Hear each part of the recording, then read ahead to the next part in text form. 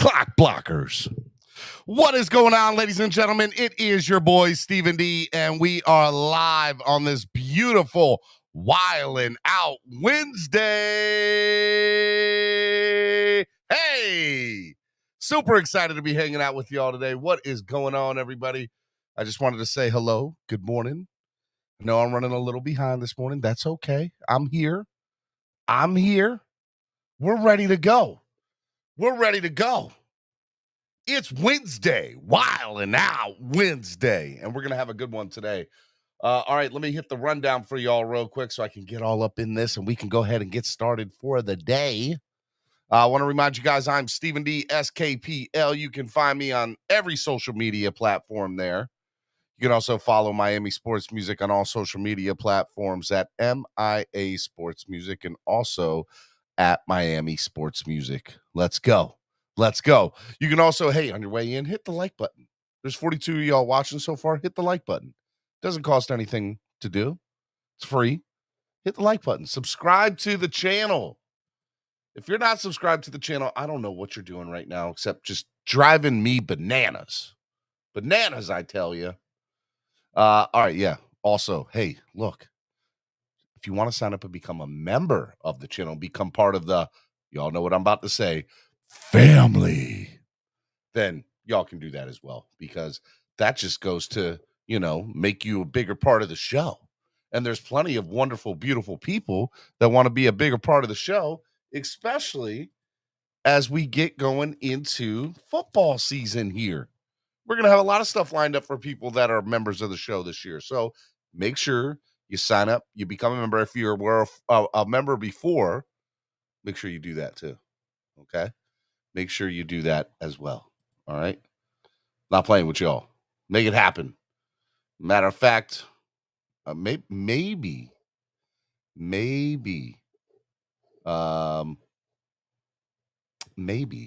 what I should do is do a members only chat one day. But the only way you can be in the chat is if you're a member. What if I did that to y'all one day, huh? Instead of just subscribers, just members? Just saying. Hey, look, if you want to help the channel grow by donating, there's a lot of different ways you can do it. First way you can do is use the YouTube Live Super Chat, which is the $ below the bottom of the chat in that little box. You can use that. You can also use Cash App or PayPal. Either one of those would be greatly appreciated because they take obviously so much less money in there. Okay. So, hey, look, help the channel grow by donating.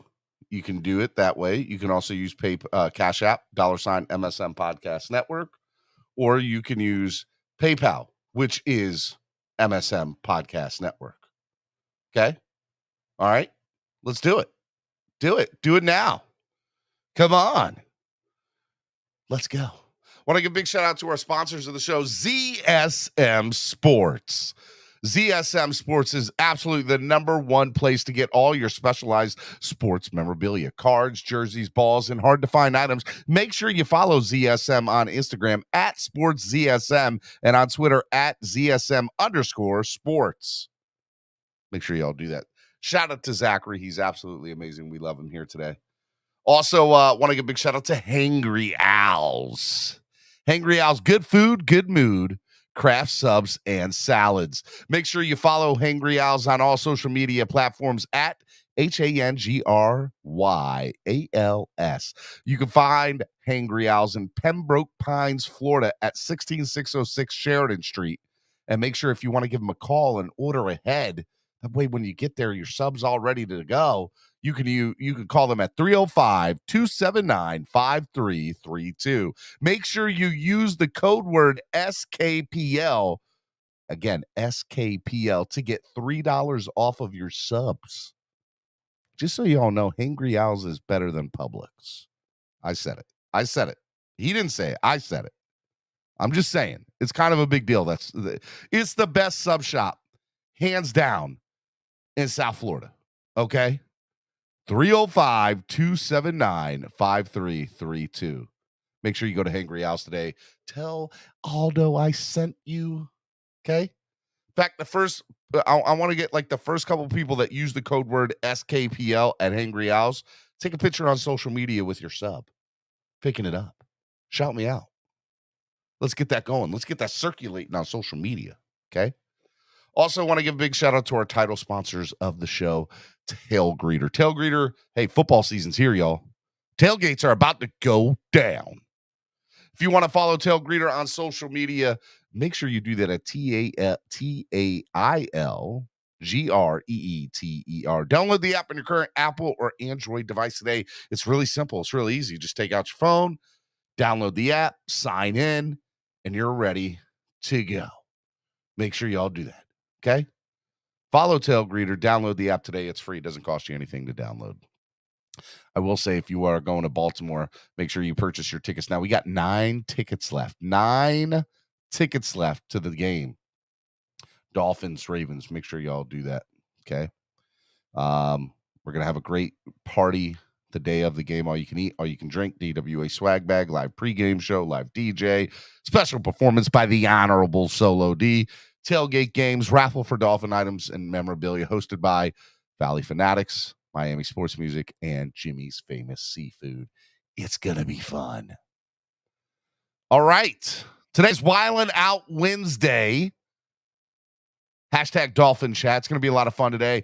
Big news went down in the NFL yesterday in the afternoon. Why the afternoon shows were going on across the platform.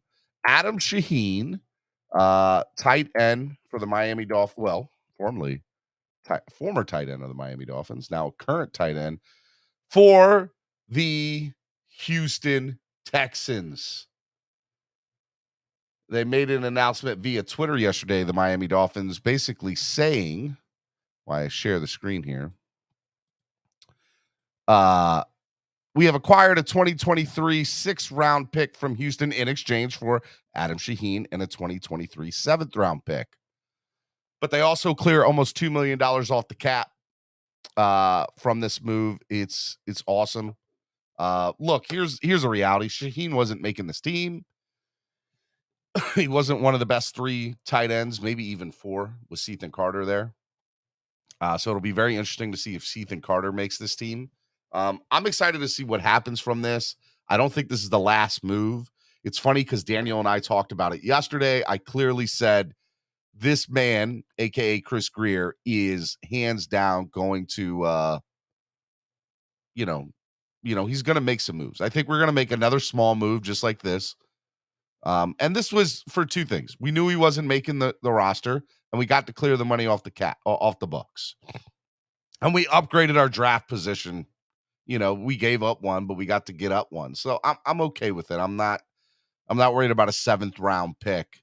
I like the fact that we got to clear off the book and free up the cap space and gain 1 more round up for a guy that was going to get cut anyway. Again, I don't think this is the last move that the Dolphins make. I think Grier's got a couple. I think there's 2 more trades that happen. I don't know why I think that. I will tell you why I think that. I mean, just based on all the rumors that I've heard this last weekend and him making a move like this today, and we haven't even played the first game yet. I mean, that just tells me so much about what's going to go down. That he's thinking about cap room. He's thinking about clearing money off the books. He's thinking about, who do I need to get in here? How can I get certain people in here? My hope is that, he's thinking about the offensive line. And I think that they will. I think there's going to be another small move and maybe 1 more big move. So we'll see what happens. We'll see what happens. I'm excited about it. Today, the Miami Dolphins are in Tampa Bay. We had I don't know who saw the press conference this morning. How many people in the chat saw Mike McDaniel's entire press conference this morning? Do you guys want me to play that? Because I can go back and play that real quick. Because I am interested to know what he did say. Yeah. You know what? We're going to play it anyway because I haven't seen it yet. So what I'm going to do is I'm going to share the screen. Stop screen share. And then after that, we'll get started into finding out about practice and everything. I'm sure we'll get some questions answered here. How are we doing today? All right. Like, how much can a young quarterback learn from this type of setting, having Tom Brady on the other side? Well, I mean, I think it's more about learning stuff from going against an opponent, and an opponent is qualified and that has as much esteem as the Tampa Bay Buccaneers. You know, winning the Super Bowl 2 years ago, being in the divisional playoffs. Contrary to popular belief, Tua doesn't play one snap against Tom Brady. It's they'll be on separate fields, but it's more about the quality of this organization and the type of football they've played is a tremendous opportunity for really all the guys when we're trying to play football at a high level. Do you want him watching him at all, picking up things? Do I? Do you want him watching Tom at all, picking up things? Again, that would be. I would actually be very disappointed if he did. He'd probably be taking a sack if he was watching them because it'll be simultaneous plays. But no, I think again it's more about going against a different defense that not just schematically, but how they play football with different techniques that they emphasize. Those things are a big part of the NFL game. You know, you're adjusting every week, so those subtle differences are huge differences. That's what I want, really, and really what I'm focused on them taking in.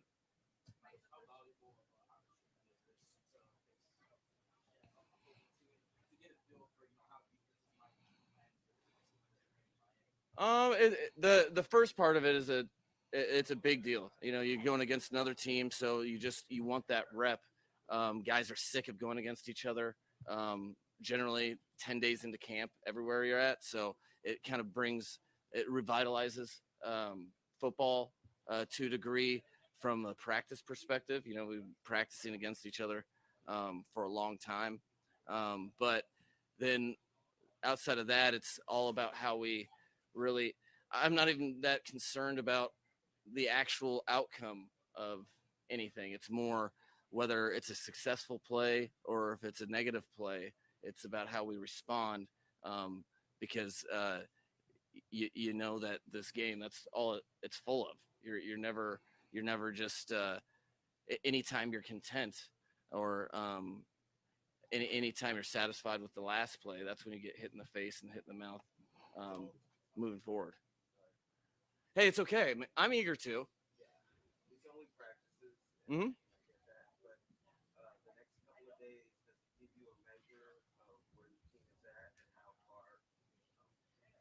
No, every time you're on the football field is something I really try to instill in the guys. Every time you're on the football field is telling you where you're at. Everything else is fake. It's all made up. So you're exactly right. It's something that you're excited to see where your team is at that day, and then whatever that is, can they best handle that for the next? You know, do you use whatever's happening, successful or failure? You use that for the next day. To me, that's the trick, because whatever records are in the first quarter of the season, for instance, nothing is decided by that. There's countless number of teams that are 4-0 that don't make the playoffs. There's teams that start behind the 8 ball. I mean, I think I was on a team last year that was 3-5, and we were in the NFC Championship game. So it is all about that day, and it tells you a lot. But then even more so, you get an opportunity to figure out what they're going to use with whatever the result was for the next day, which is why we're all so pumped to be here. Mike, you mentioned that you're going to make sure that everyone knew the rules of engagement Mm-hmm. going into it. So, what are the rules regarding tackling, blitzing, fisticuffs, and shenanigans? The shenanigans, that's a subjective thing. A lot of things that you guys perceive as shenanigans by me are not shenanigans. Really, we're approaching it like it's exactly like we approach our own practices, where it's important to me for guys not to fight with their teammates. Sometimes it happens, but you make sure that players understand why anything outside of the whistle is only hurting the team and has a lot more there's a lot more implications in whatever you're doing than just yourself. So we're handling in terms of tackling those things the same way that we've done in practice, where if you have a direct shot on someone, we're thudding up. um, if we're if you're on the side of someone, you're protecting the team, because there can be unintended consequences about drilling somebody on the side. And then we're taking tracking angles um, and tagging off down the field in space. So it should, and the way that I addressed it was the same way that we've been in Miami Gardens. That you, this is to get you better. Anything outside of getting people better, we don't really have time or patience for that.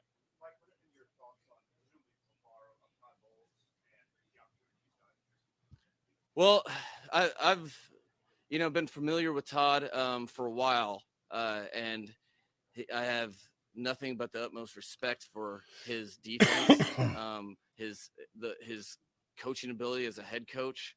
He commands respect, but as himself, I really respect that. And the bottom line is, his teams play hard. They always have. Whether he's been a position coach, coordinator, or head coach, he whatever his elixir is, he inspires his players to play uh, very inspired football, which is why it's a great challenge for us to bring our energy and our commitment to each other out here against this whole opponent who's extremely formidable, and it should be outstanding work for all of us.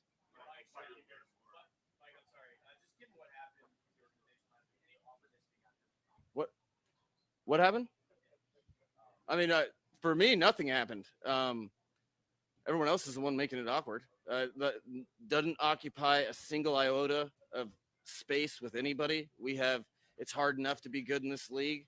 We're as the Miami Dolphins, we're very we're all of our energy is very coordinated and only has to do with us getting better, and everything else would be an opportunity cost that we're not willing to expend.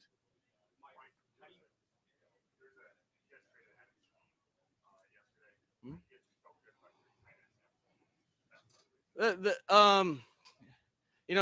there's everything in NFL training camps. I've always thought it was kind of funny. Like, general managers are working day in and day out while the rosters stay the same. So the different opportunities come across your board, and Chris is outstanding about communicating and talking with a bunch of general managers about everything. And the bottom line was, to Adam Shaheen's credit, he's a well thought of NFL player, as he should be. And to our tight end room's credit, we thought that it would be that we could afford investing in the future draft capital, because we felt pretty good about the position as well. So the nature of trades, both sides end up having an advantageous situation. This is why they agree upon them. So I we were happy for Adam. We were happy for the Dolphins that we could do that.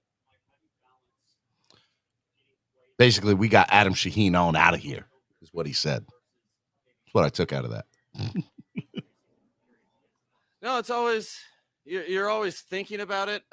There's a million different types of decisions that you have to make as a result. I think, but the main focus, it was a little easier for me and our coaching staff with this joint practice, because we just really want our players to go out and compete with a winning organization, and put our best foot forward. So, I think there's some of that chess match, but at the same time, there's a lot of overlap in plays in the National Football League. So, putting too much into we can't do X, Y, or Z isn't the best thing as well. It's kind of a fine balance.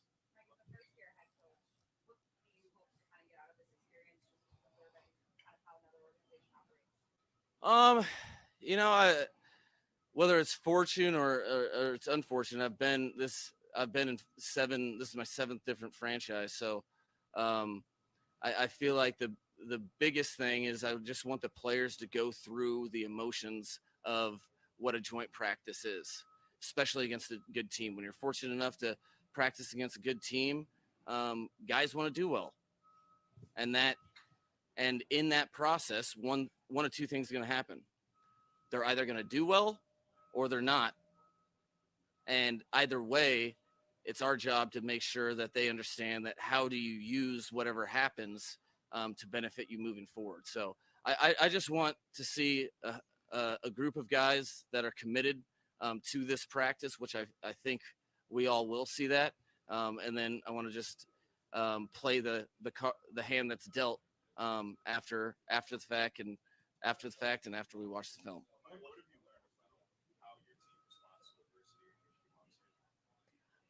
You know, you, that's such a big deal to me. That's one of the pillars that we talk about a ton. So, you know, adversity is relative, and I think that we've had our own set and our own share of adversity internally with little things that don't go the way you want them to go. In that, um, you know, thus far, that's one of the reasons I love the guys and love the team is because they've responded exactly the way that they've been called upon at each and every turn. So that in the game of football, like the game of life, now we're moving forward, steadily awaiting whatever piece of adversity falls our way um, in the near future, because it's not if but when. And when that happens, I, I've gained a lot of confidence in how they're going to respond. Once games begin to be played, are you willing to put Tyreek Hill or Jalen Waddle in punt return for Raheem Mostert on kick return? I'm willing to do anything at any given time, at any moment.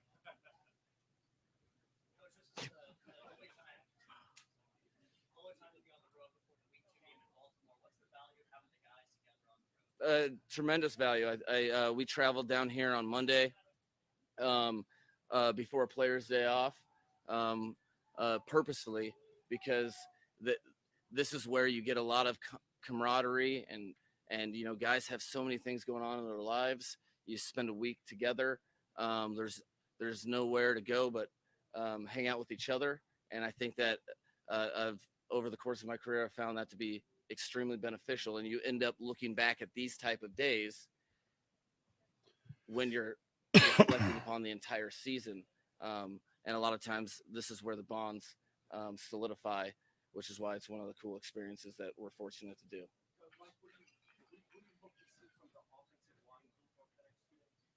Uh, that's a great question, because there's, you know, like any NFL defense, you know, the offensive line play is a game of inches, but every NFL defense has a different way that they play football. You know, it's not just X's and O's on paper like structure. It's how do they defend blocks. And this group is awesome at coming off the ball. They amongst the entire league, they're one of the top teams in defensive line penetration. They really launch off that, and that's an adjustment for our guys, which is that I'm not necessarily concerned with the first play or the first period in the game of the NFL football. It is you're mastering the week by week adjustments. So I want to see a progression of tailored techniques to what they're seeing. It's going to feel different. You watch tape, you know that it's different, but you don't get the true feel until it's live bullets. And I want to see guys progress as we go and adjust their techniques. Hey, just so you know, to fit Michael Dieter against, is practicing today will after the being out for a week with a foot injury. Michael Dieter is at practice today. The Miami Dolphins offense, offensive. I think it's a hungry group of individuals that are really getting into playing 11 on 11 football. And what I mean by that is really started to see in the last week or two, every play you guys watch, you see 11 guys working together unselfishly for the sake of the offense. I've seen, we have some speed on our offense. Everybody knows, but what I've seen is coordinated efforts to establish techniques and as far as defining it.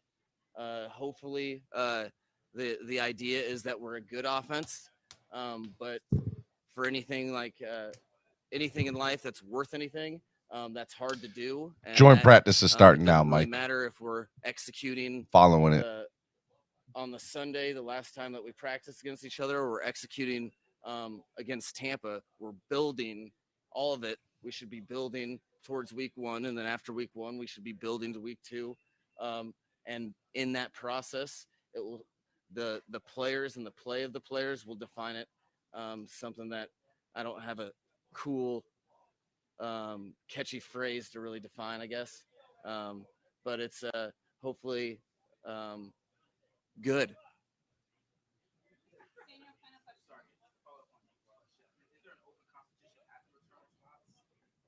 No, there's an open competition everywhere. Shame on me if I'm anointing for no reason. We have a lot of people that have the ability to return the ball in the punt and kickoff game, and during the season we plan to utilize everyone that makes the most sense for the team. Remember, special teams yards are yards, same as defensive yards given up, same as offensive yards gained. So we'll use our players to best move the ball down the field to score touchdowns or stop other people from moving it. Cool. All right, that is the press conference for Mike McDaniel in Tampa Bay, where the Miami Dolphins are set to do a joint practice today and tomorrow with the Tampa Bay Buccaneers. It has already started. It already looked, teams have been warming up. So all morning, I'm going to be giving you highlights from Twitter. I got a whole bunch of people that I'm following this morning. It sounds like it's going to be good. Just so you know, there's already been some. Here, I'll even share some stuff with you. Here we go.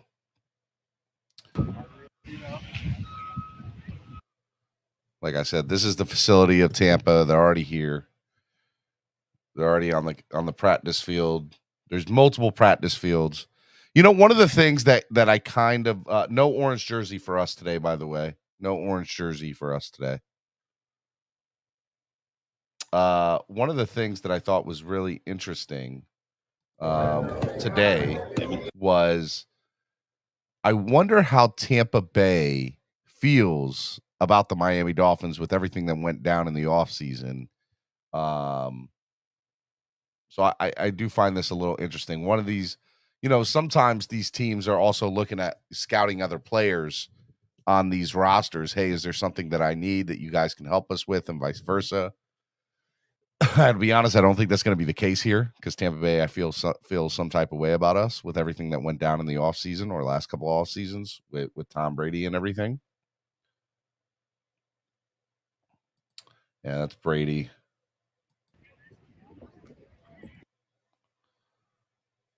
I think it'll be a fun joint practice. I think, again, it's going to be very informational for us.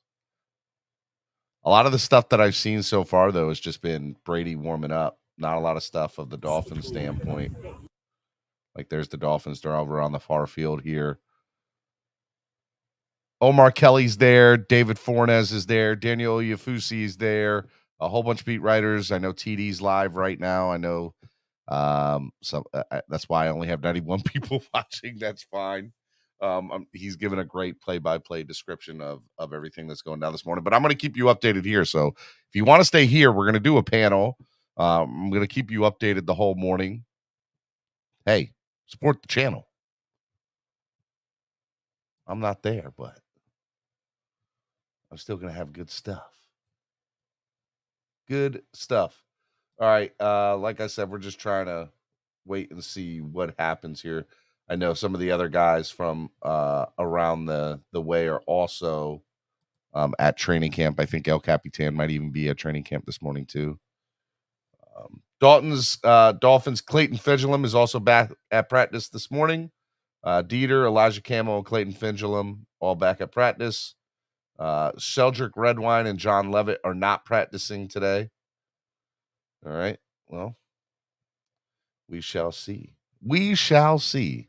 All right. Well, let me go ahead and get you guys the link to come on up here. While we're waiting for everything to kind of be breaking down with everything, how many people watched Hard Knocks last night? Hard Knocks was great. Loved every second of it. I tweeted the entire live thing. Like as I debuted, I was tweeting the entire night. Loved Hard Knocks. Dan Campbell was a boss. I was getting hyped last night watching that. It was a great show. I'm excited for that whole show. They announced at the end of it the Arizona Cardinals are going to be the in-season Hard Knocks on HBO. I'm waiting for the Dolphins to come back to that. Maybe next year.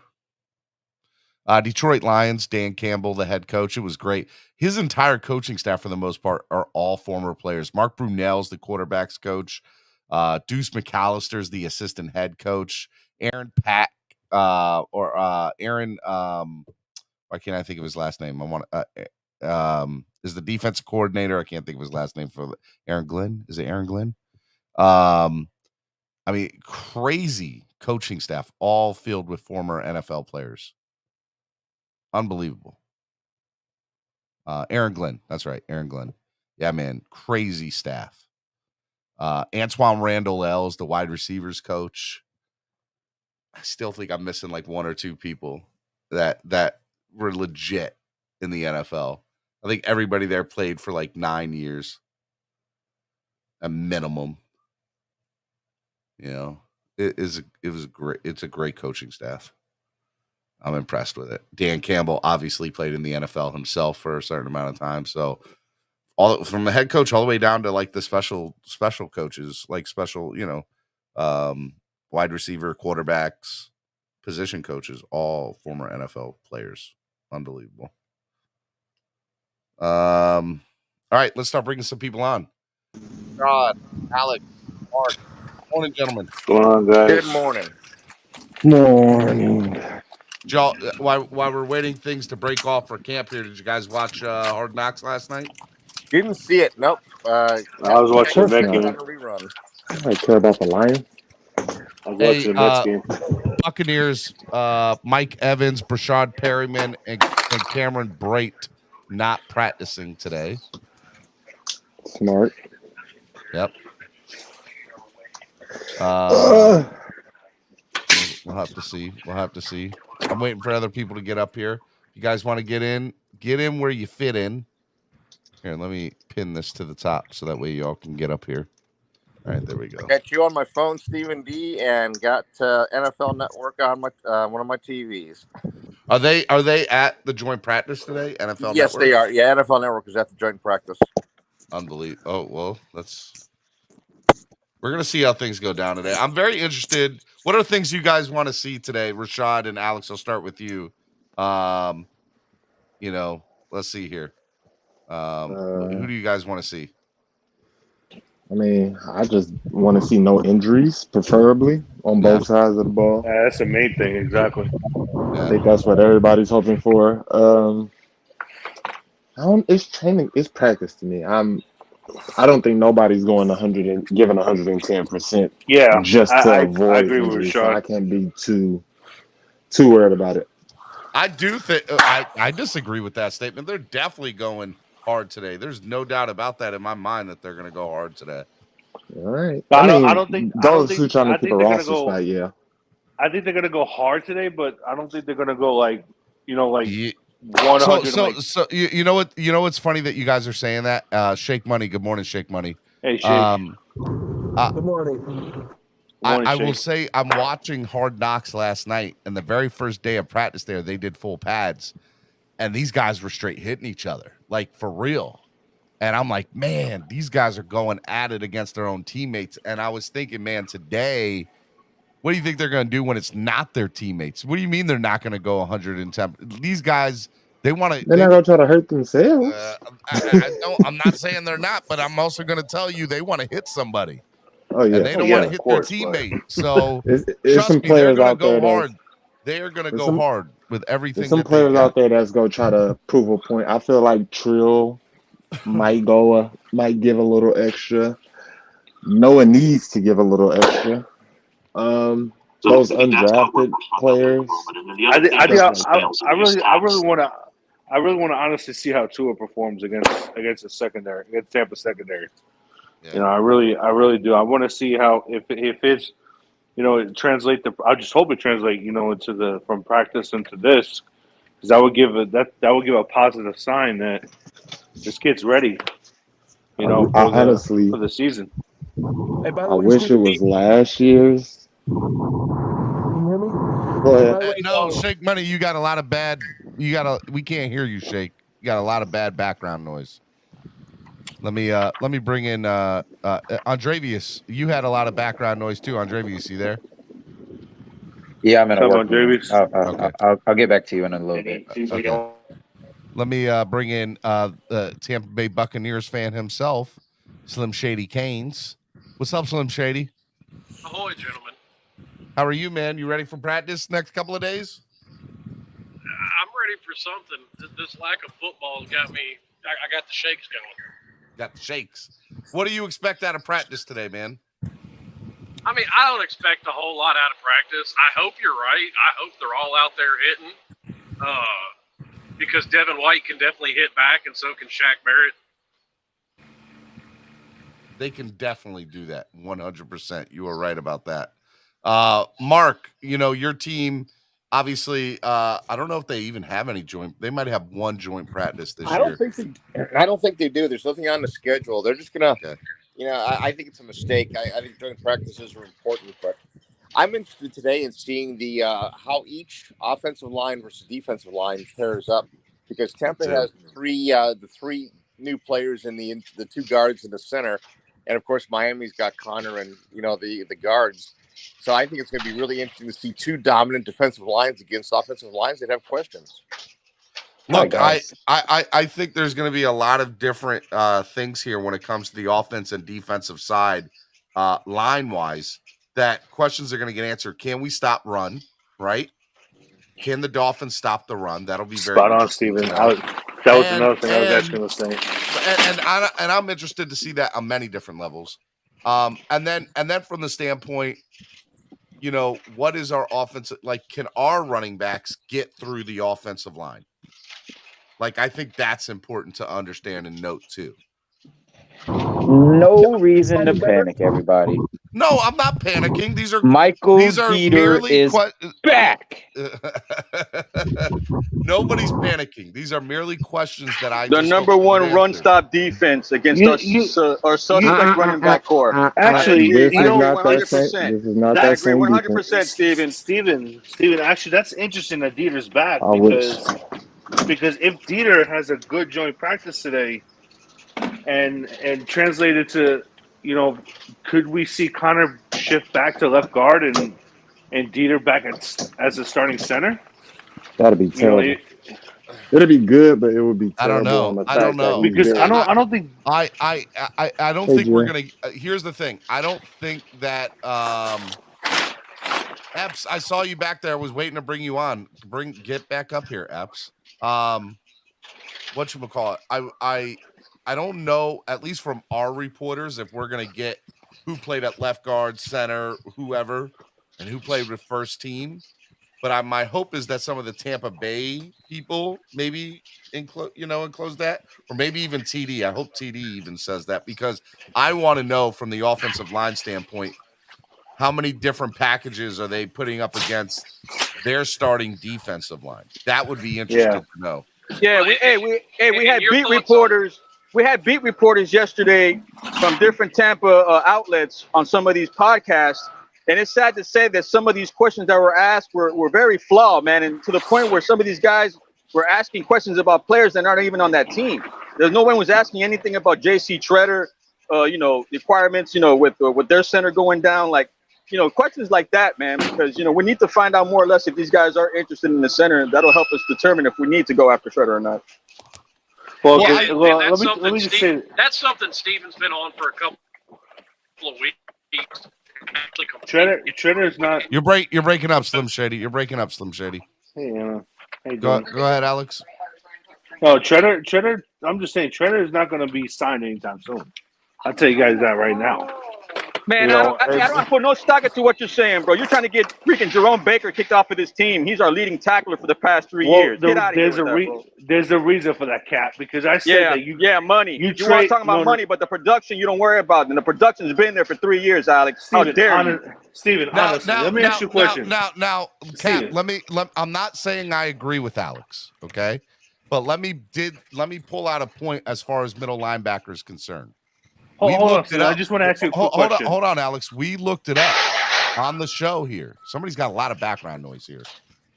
We did look it up that I think 29 out of the 32 teams, actually it might even been 31 out of the 32 teams, that all their leading tacklers were their middle linebackers, and the Dolphins were in like the bottom tier of that. Yeah, so Jerome sucks. From the standpoint, Jerome Alex should is be the first one to tell you, Steven. Alex is the first one that says that Jerome Baker leads in categories statistically top 5 and linebacking core throughout the league. But with that, what kind of hypocritical comment is that? Because there's a reason why I said that is because you wouldn't trade Jerome Baker in a 4th round pick to get Roquan Smith right now? No, bro. Why not keep both? Because they play the same position. Why not keep both, Einstein? Because they played the same position. Here, Alex, let me say this. If we go after Roquan Smith, I don't believe that Jerome Baker would be a part of that deal, personally. Well, you can't have a both because they both eat the cap off. Yes, you can. You can totally You have cannot have both. They both It would be too much same money. position too. If we trade Jerome, we still have to pay him. I don't think a lot of people on the understand strong side and keep Jerome on the weak side. Look, if Roquan is a weak side linebacker. But you could put Roquan in the strong side if you want to. Level 2 Noob says you're not getting Smith for a 4th and Baker. The Bears have already turned down a higher pick. Supposedly they've turned down a 3rd round pick already. The Bears are not going to get a 1st or 2nd for Roquan. I'll tell you that right now. They're not getting a 1st or 2nd round for Roquan. They could get one from the Colts. They could get one from the Patriots. Hold on. Because then the Colts are allegedly the team that offered them the 3rd round pick so far. Now, the other thing that we don't know from this is, did Indianapolis offer them something else in that package to go along with that 3rd round pick? I don't think that there has been, from what I have heard. What I heard is it was a straight up 3rd round pick for Smith. But to Alex's point, again, I don't think it'll happen. Just want to throw that out there. Me too. If Jerome Baker and a 4th rounder, I think that would be good enough to go out and get a Roquan. But they might say, we want Gesicki in a 4th round, which is fine too. You get Gesicki's numbers off the books. And I personally think everybody talks about you can't have Jerome's contract and Roquan's contract. You could make that. We've seen Chris Greer make it work. Like he would. If you're willing to win right now, you do what it takes, bro. If we're talking about going all in, you go all in. But people tend to forget, though. You have. Bro, to we play had no depth at linebacking core, Alex. You have to play Channing Tindall. You have to play him. No, I'm not arguing that. The more the merrier, bro. Yeah, Channing is Channing's an unproven thing yet. I'm excited about him, but again, if you have a chance to go get Roquan and he's there and he's affordable for your team, and by the way, I'm not saying he is or he isn't. If the Dolphins decide to go after him, so be it. I would be happy about it. If they decided to pass on it, I'm not going to be mad at it either. Yeah, and you know what, you're absolutely right about that, Steven. I would be very upset and disheartened. I would be very upset and disheartened if the Dolphins don't go after a starting caliber offensive lineman. That would be. Steven, you know the thing. Peter is back. Okay. Batman, tell Steven what you told us yesterday that Roquan possibly wants. Apparently, Roquan's seeking somewhere north of 18, 19 million a year. If he gets traded, Oh, going get to the hell out require of a here. new contract, and that's ridiculous. That's why I don't. Now, is he worth it? Yes, he is. That's not breaking news, bro. We know this. If you're going to get a caliber starter, and by the way, Batman, we say that, and that's fine. But this team has already proven that they're willing to overspend at the signing bonus, I make it for a longer thing, and we can. That it wouldn't be 18 mil this year for us, I guaranteed. If we did it, that we would make it work where it would be like 6 million or 8 million or whatever. The same thing. Ironically enough, we got 20 mil to play with, right, Steven? Yeah. Well, ironically enough, more. right? We have more as long as we keep on taking people off the books, and we know like Preston's contract and Lynn Bowden's contract are going to free up another couple mil. It will have to be 18 million this year, Steven. This is the only time you we have pick money. your poison, bro. We don't have money. We don't have You want money. a true linebacker. You got to pick your poison. Rashad, it wouldn't have to be because Rashad, what Greer has done already this year, and he's proven it, is the signing bonus. Let's say he makes the signing bonus $36 million, but he makes the contract over 6 years. You take 36, you divide it by can't do 6 years. He's on another. This isn't an extension. This is you can a renegotiate trade. the deal. Well, you have to re-sign him to another contract because he's a free agent. I know, but that's what I'm saying. He's not on our team. We can't re-sign somebody we don't have until we actually trade for him. Is what I'm saying. Steven, let me explain to Cap Rashad, what I was trying to say. I'll let you go, Alex, after me. What I was explaining to you, man, is that at the end of the day, don't let that what Batman said, like $18 million scare you, because it wouldn't be 18 million for us this year.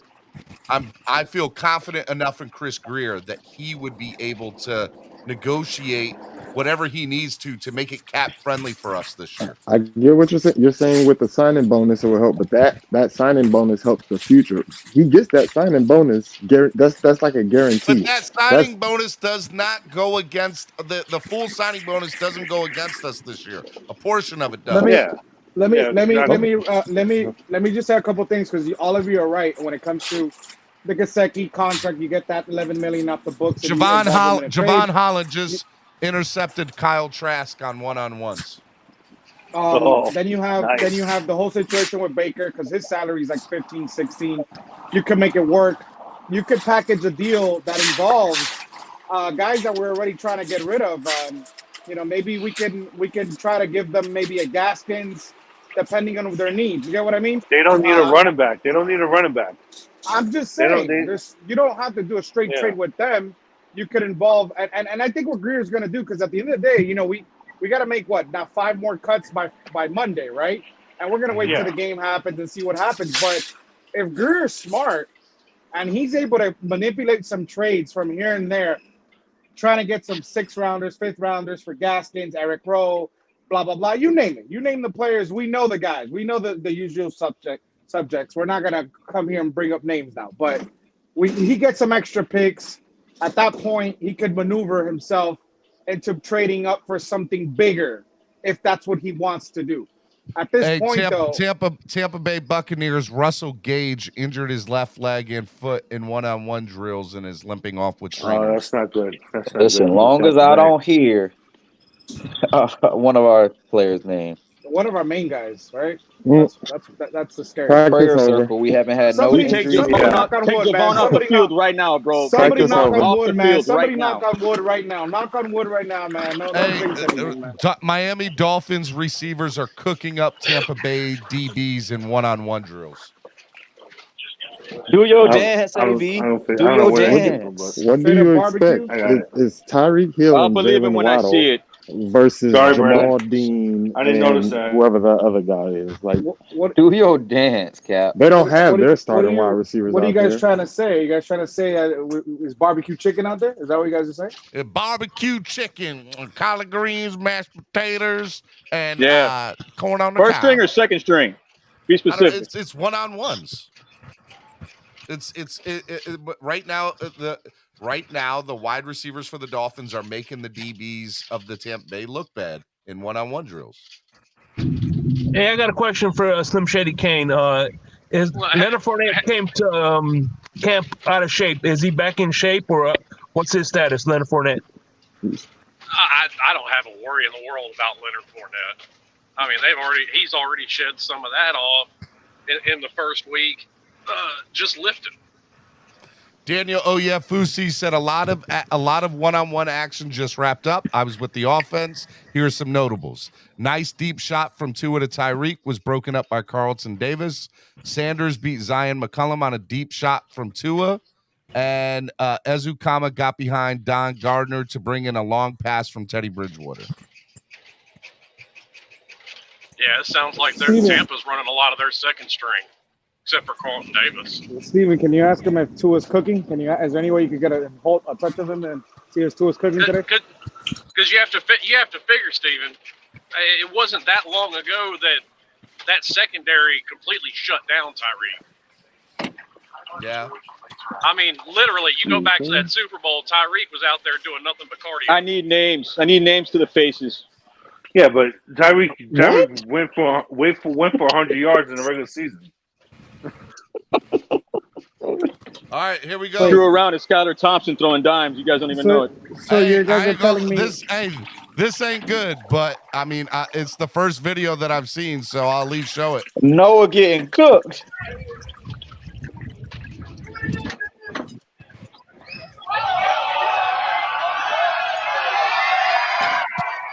That would be Noah Igbenogany, sir.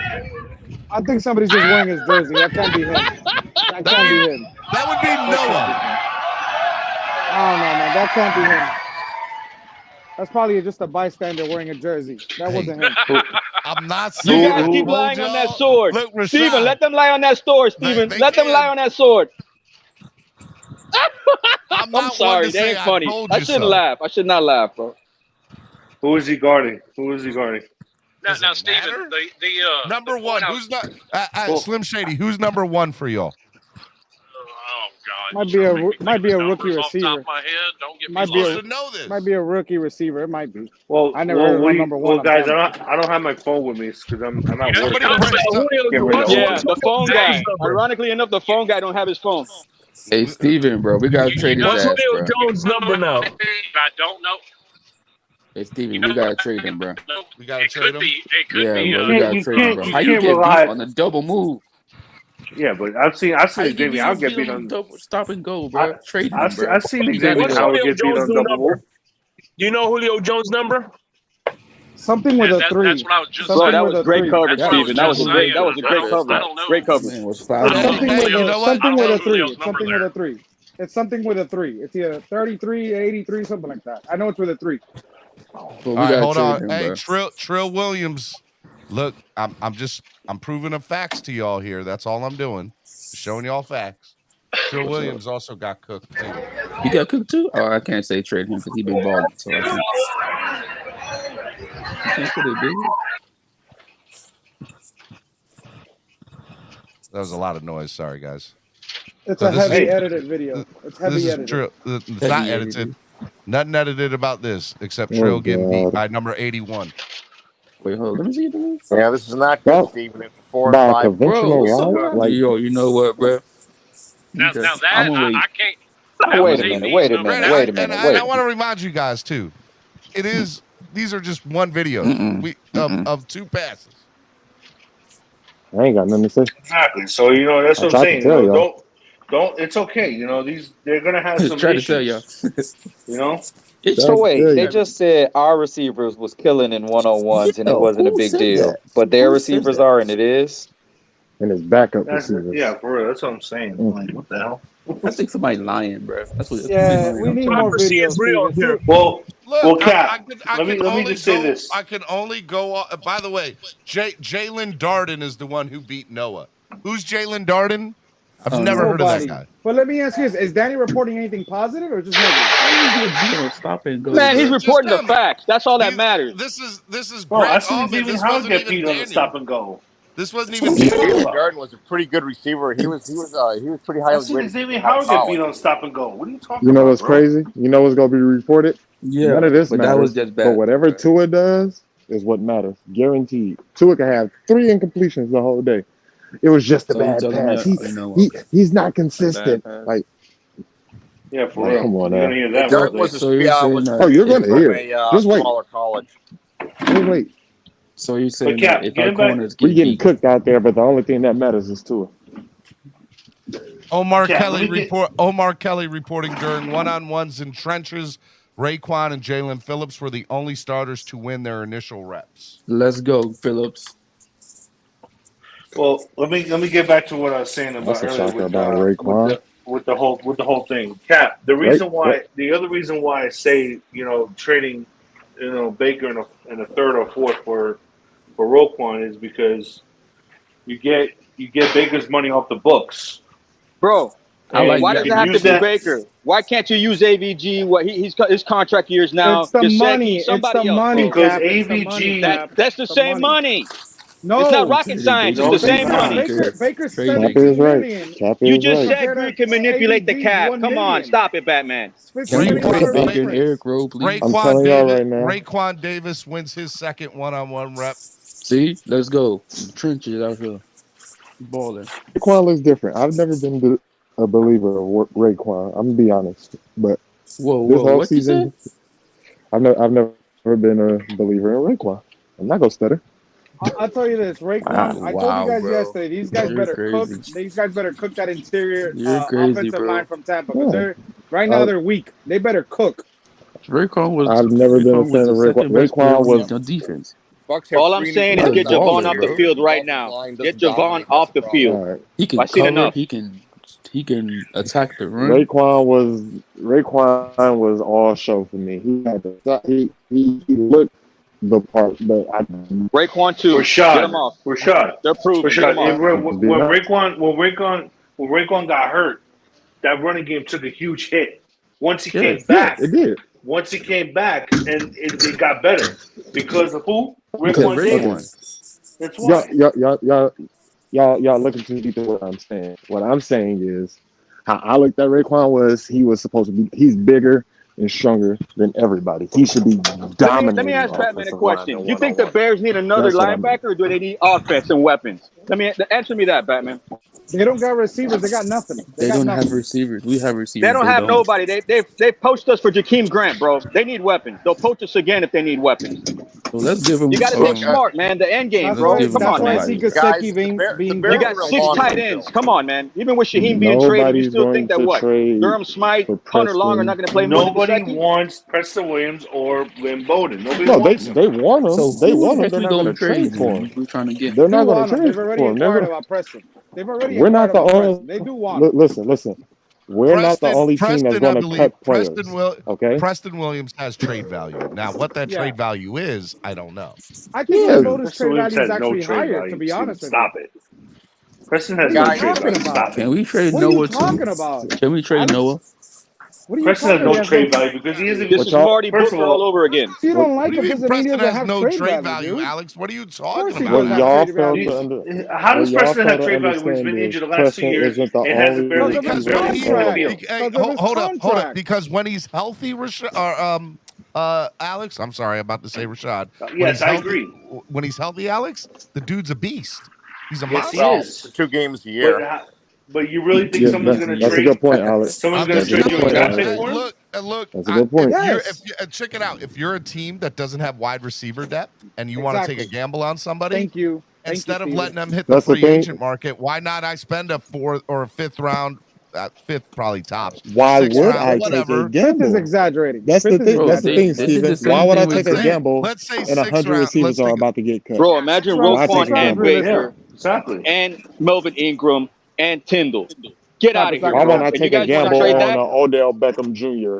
instead of a Preston Williams? Keon Crossing making back-to-back plays in 7-on-7s, but the defense having had a time sticking with Tampa's receiver all around. Don't care about Keon Crossing. Sorry. Is that our DB? Negative today, Rashad.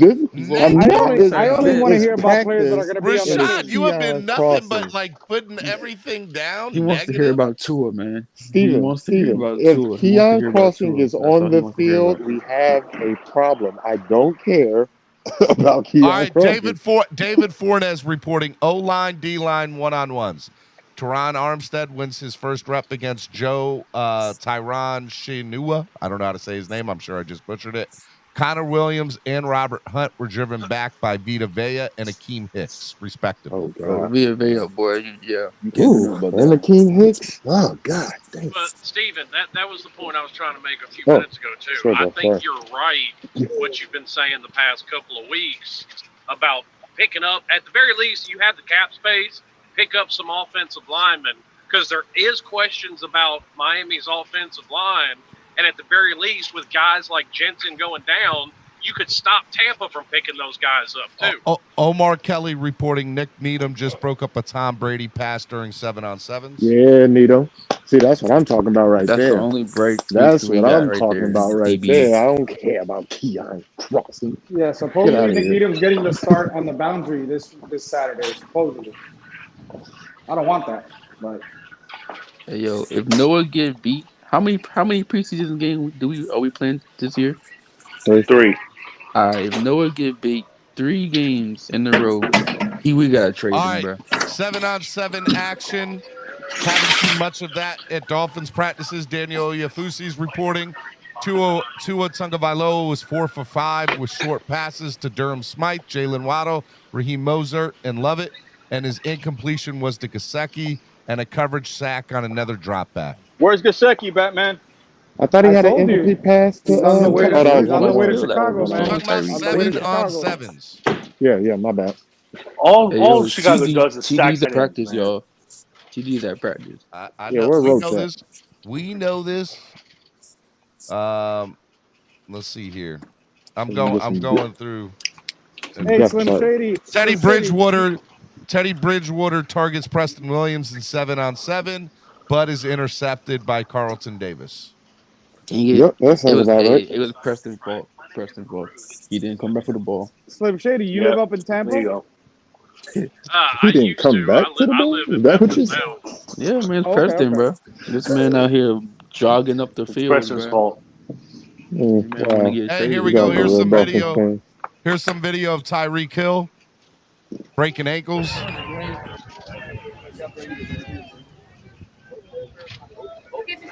Hey, I can't see it. Hold on. Let me get back to my phone. Play it again. I I'll missed play it. it one more time for y'all if y'all missed it. I have to come back to my phone. I want to see some trash talking. Boy, Tyreek cutting at the drop of a dime is crazy. I'm not gonna lie. Yeah, he works on that every day.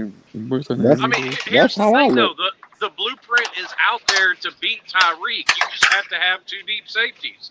And if you can't run, they're going to That is keep not 2 the deep blueprint. safeties. That is definitely not the blueprint because Buffalo tried that. Clicking something in the background. Watch your background noise, guys.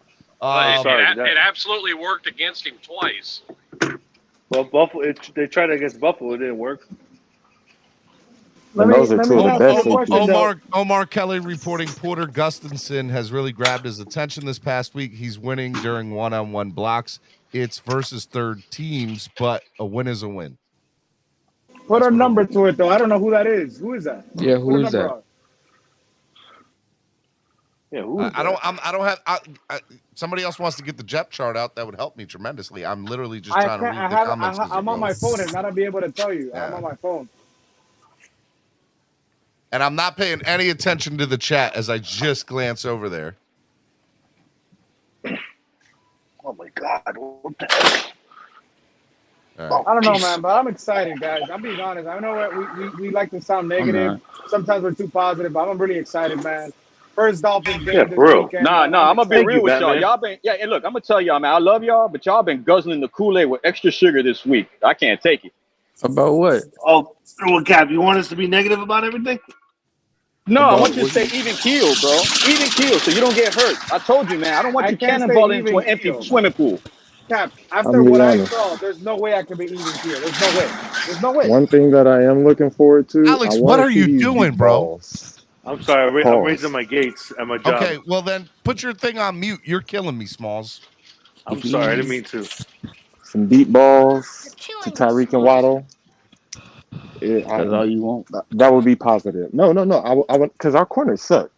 Jamal Dean and that other guy, they're legit. If y'all want, by the way, I'm about to throw this out there. If you, because I don't know who's being serious and who's being not. If y'all don't want somebody on the panel, pay the man to get them off. Otherwise, stop talking about it or come up on the panel yourselves. One of the two. Don't. I'm about to say something. No, somebody pay my swear jar, please, because I'm about to cuss. Somebody pay my $1 swear jar. Put it in. Stop bitching and complaining if you're not going to do nothing about it. Thank you. Bye. All right. Now I'm back to the practice. Don't talk about it. Be about it. Thank you. Gosh. Hey, I want to bring up the point that Roquan Smith's salary this year is $9 million. The Bears are in a long rebuild, and they understand that they could actually take the Baker contract at $13 million and deal with the cap hits for the next 2 years and spread it out at 3. You worry about Von Miller. Don't try to poison this situation. Travis Wingfield's first play of team, Tua a shot over the middle to Tyreek with Davis in coverage. Separation on big time, big chunk of yards. Yeah, that's what I'm talking about right there. There you go. Can I be real with y'all? Javon Holland with a second down deflection of a high Brady pass. Javon Holland out here cooking. Good job, bro. Good job, Holland. Can I be real with y'all about Raekwon real quick?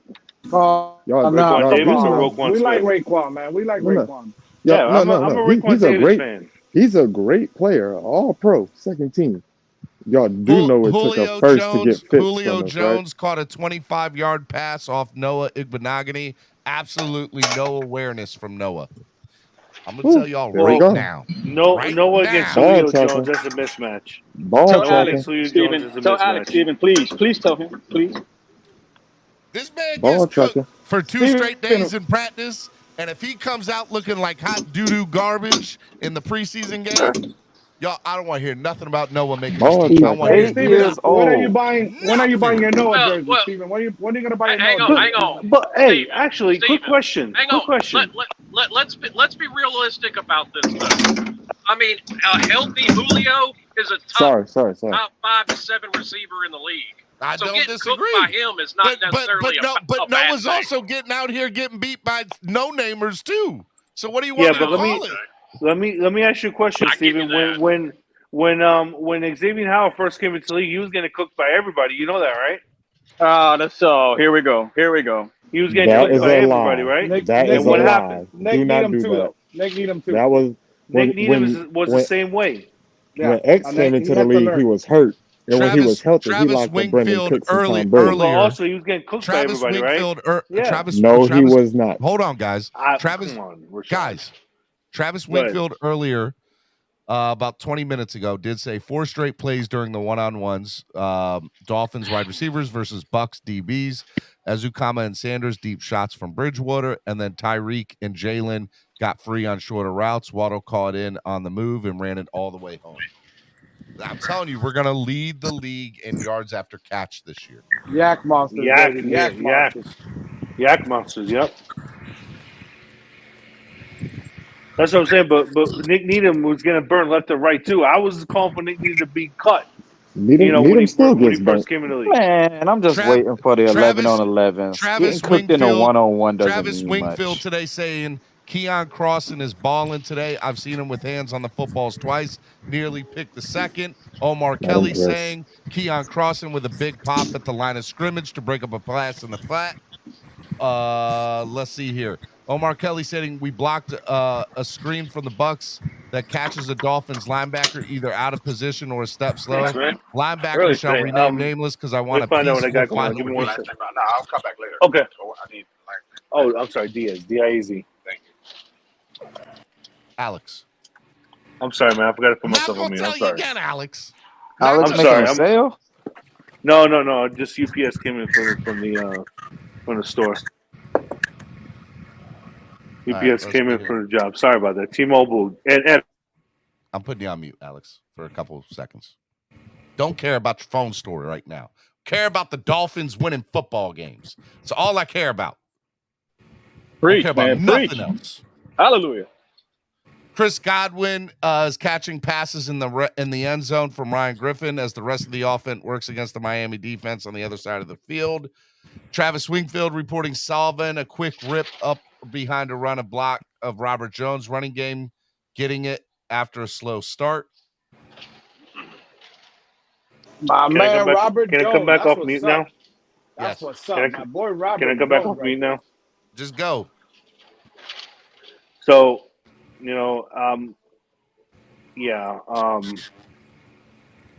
okay, Teddy, that's good. Teddy, where's it at? I'm trying to keep up with all this stuff. Teddy Bridgewater hit Jalen Waddle in stride off a play action rolling left. Brady puts the balls in spots only his man can get to. It's awesome to watch up close and personal, Omar Kelly says. Here's a video of Azukama. Show a video of Azukama here. I'm really excited about this kid, man. Azukama, I'm really excited about. Oh, wow. Oh, wow. Nice. What a Who threw bucket. that pass?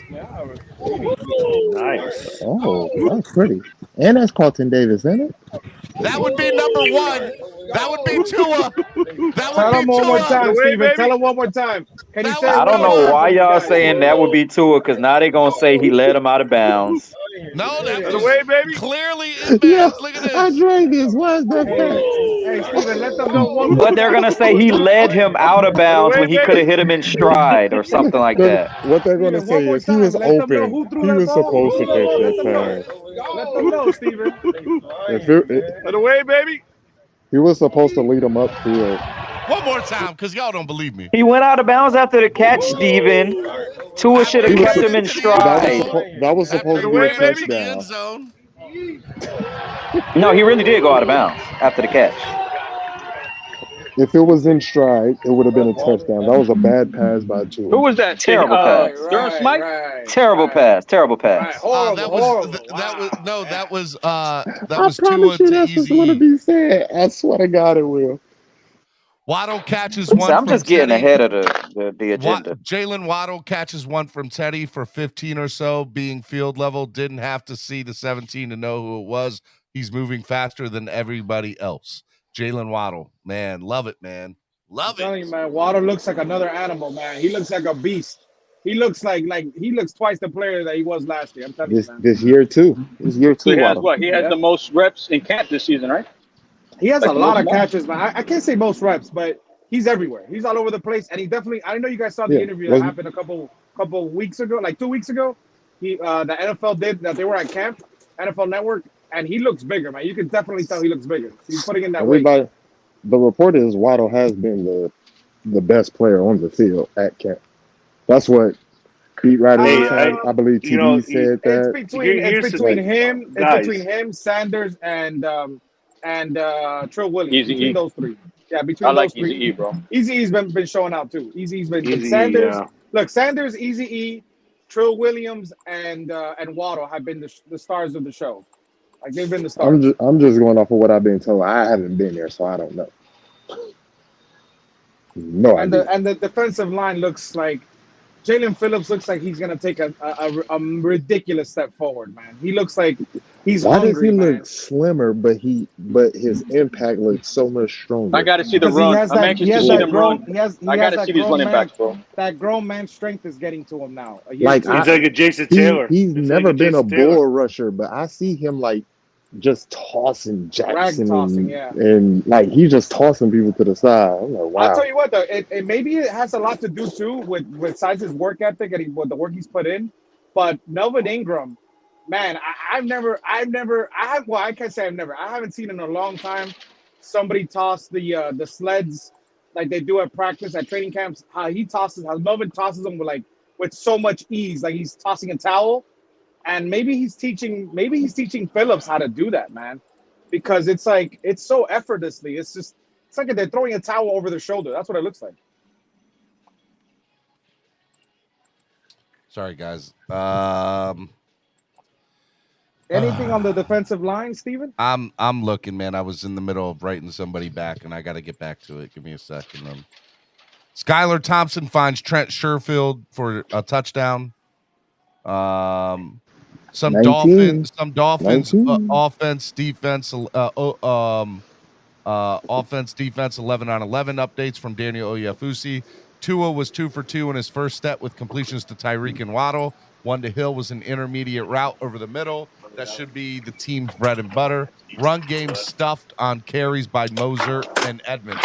Again, I told you this was one thing that I was really not wanting to see, right? Like I wanted to, like I was worried about it. And so, I'm interested, after today's over to kind of feel, to get, what the Get a gauge on the reporters. offensive line. I want to know I would like to know what the reporters thought of the offensive line today. But so far, hearing things like the run was stuffed, they only got one, like that's not a good sign for me, Well, you also, Steven, this is also the first joint practice, so there's going to be some bumps and bruises. I'm not saying that there's not, right? Go get a bell cow. But I will say that we both all said that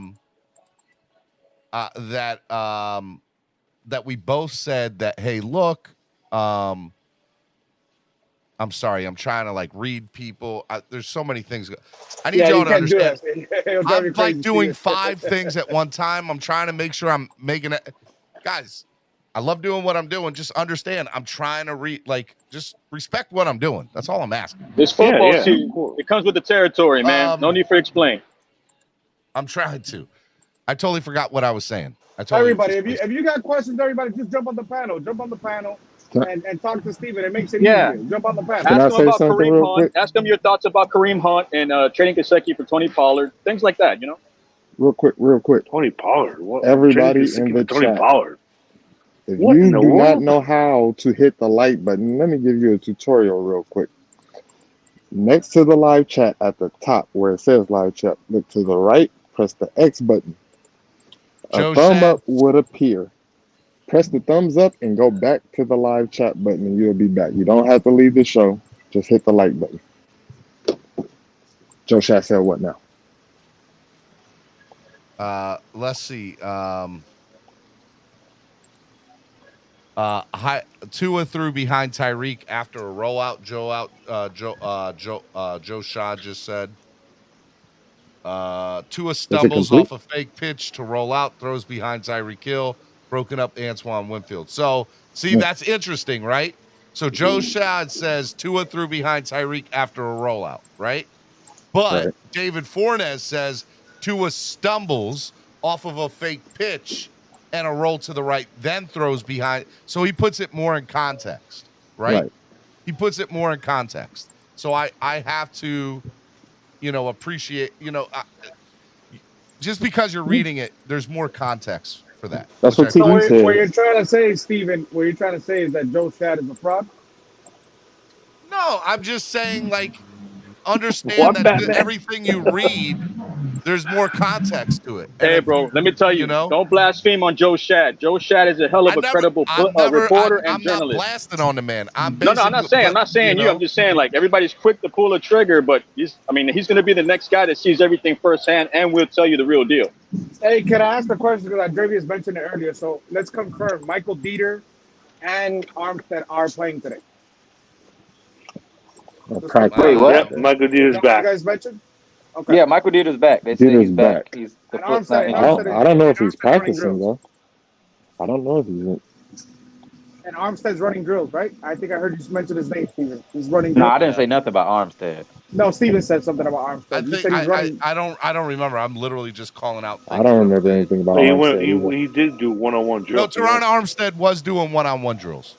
Okay, all right. So he's on the field at least. I like that. Yes. All right, Steven, I gotta get off. Man. You have a good day, okay? Yep. Sullivan Ahmed finds room to run between the tackles, running to the left. Michael Dieter, Larnell Conan in the vicinity, setting up blocks. There we go. Dieter's in there? I like that. Oh, wow. I thought he was just back, working out. I saw more from Ahmed than I saw from Gaskins in training camp. Dieter is back today, opens up a hole for a patient Ahmad that gets to the second level. Dieter's back! Hey, Steven, what did Chase Edmonds do so far? You said he got stuffed?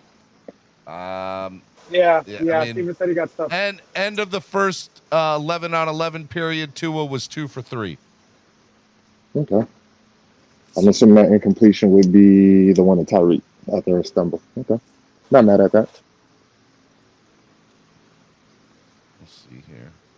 You can't be mad at QB1, Rashad. That's QB1. QB1. I sure the hell can be.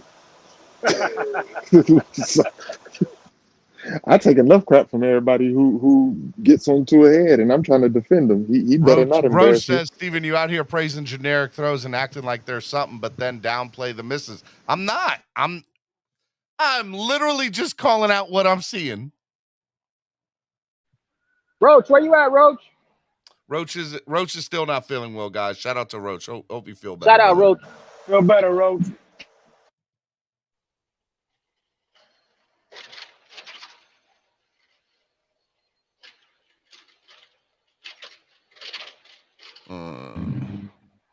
So Gasecki's been MIA. Hey, if y'all, I will say, hey, look, I'd love for some other people to get up on the panel. Get up on the panel today. I need help with the panel. You guys got to come up. Give me some content while I'm sitting here trying to go through what TD's everybody's live. He's talking in about. Tampa. Everybody's chilling over there.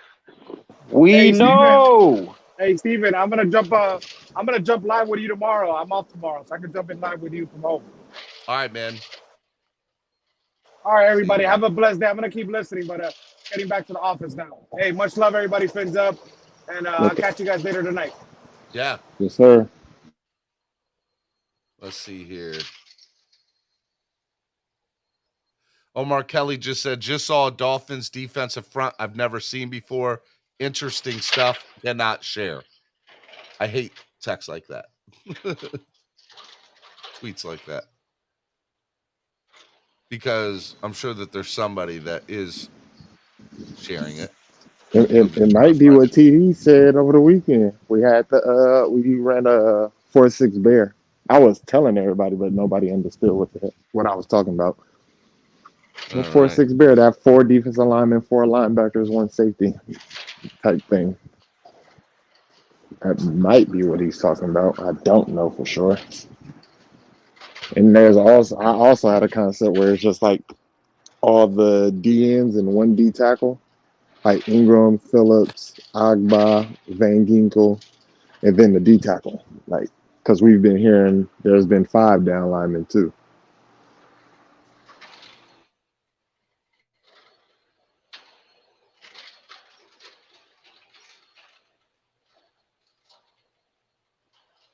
Put that Hey shit guys, on. while we're waiting,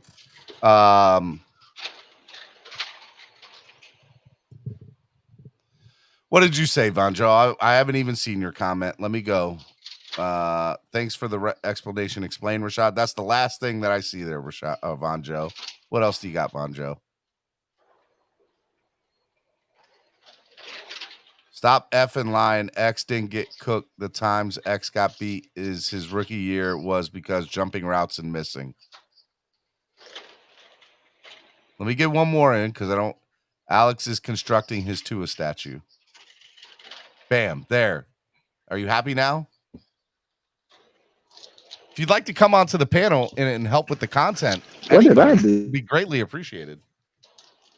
All right, let's go back to what's going on at practice.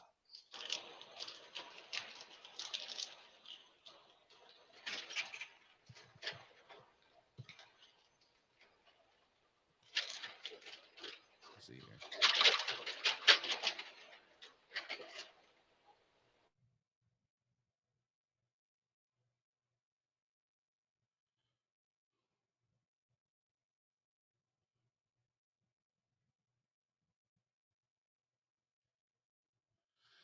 All right.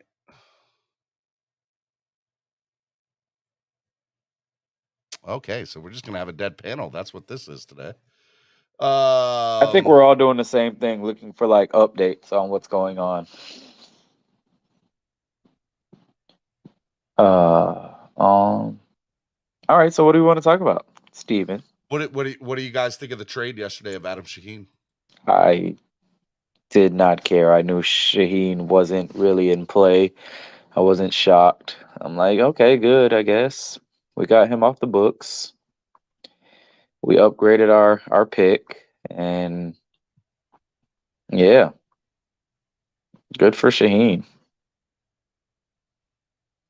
They kind of blackballed him after he did all that stuff about the vaccine, acting ass and stuff. You know what I'm saying? Well, they didn't get rid of him last year. Yeah, he also didn't play that much last year. I think he wasn't happy here. I will say that. And from what it seems like, it was, I was like, man, to trade him before the game, I thought was very interesting.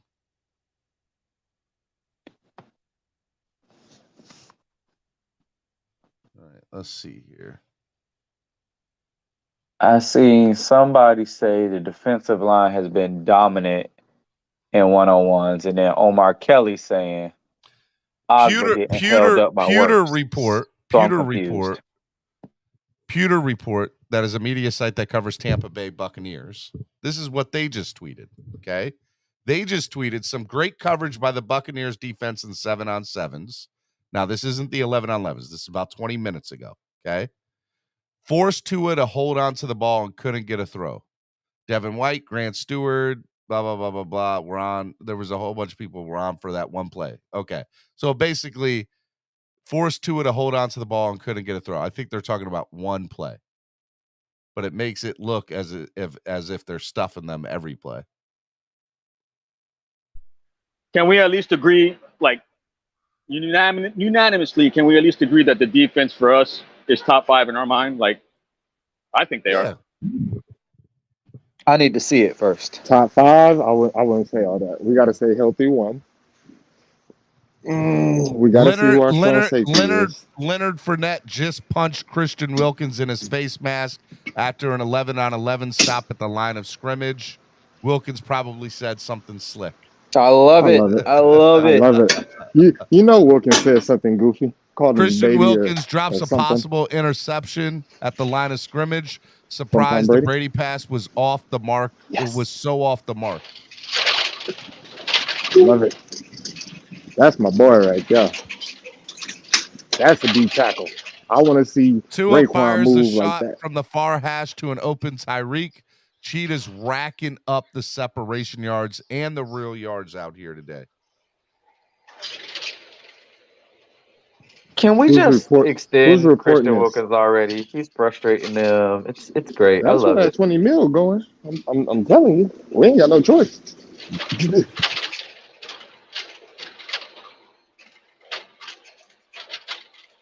Let's see here. And they saying Christian Wilkins out here getting tackles for loss. 89 tackles from the defensive tackle. Like, come on, man. Like, how he didn't make it to the Pro Bowl, I don't know. And what someone is going to say, I don't know who it is, but at the end of every offseason, I hear Zyler was just as good as Wilkins. Look at the PFF number. Omar Kelly reporting nice hit, stock hit from Eric Rowe on a screen to number 81 of the Bucks. 81 is the one that cooked Trill. I don't know who that is. I don't even know who that is either. That was AB's number last year, so I don't know who picked it up for this year.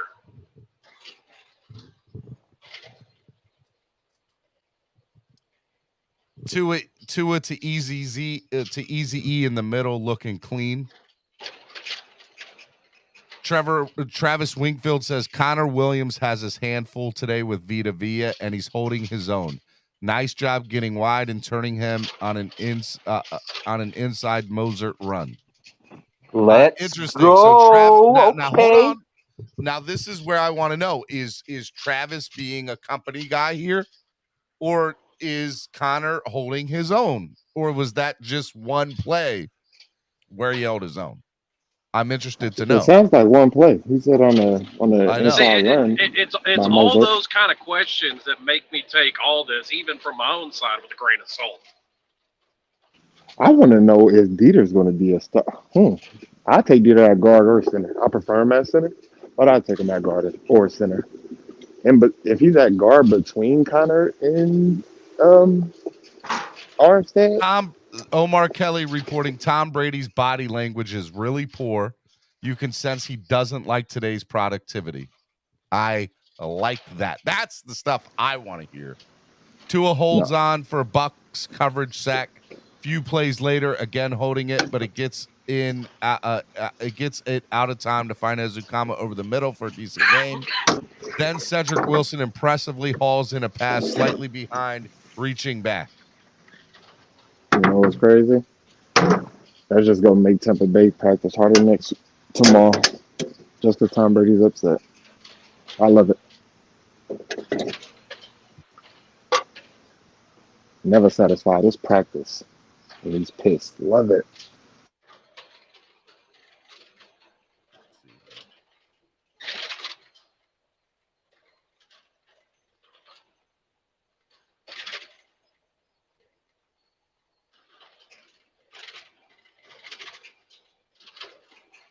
Cedric Wilson makes an acrobatic catch for 10 yards from Tua. Sounds like Tua. I haven't heard anything amazing, but I've been hearing he's completing passes. Sounds good to me.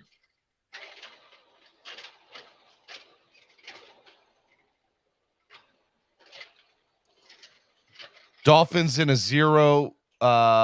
Brady dumps it for a quick catch. With his experience, Brady has seen this look before.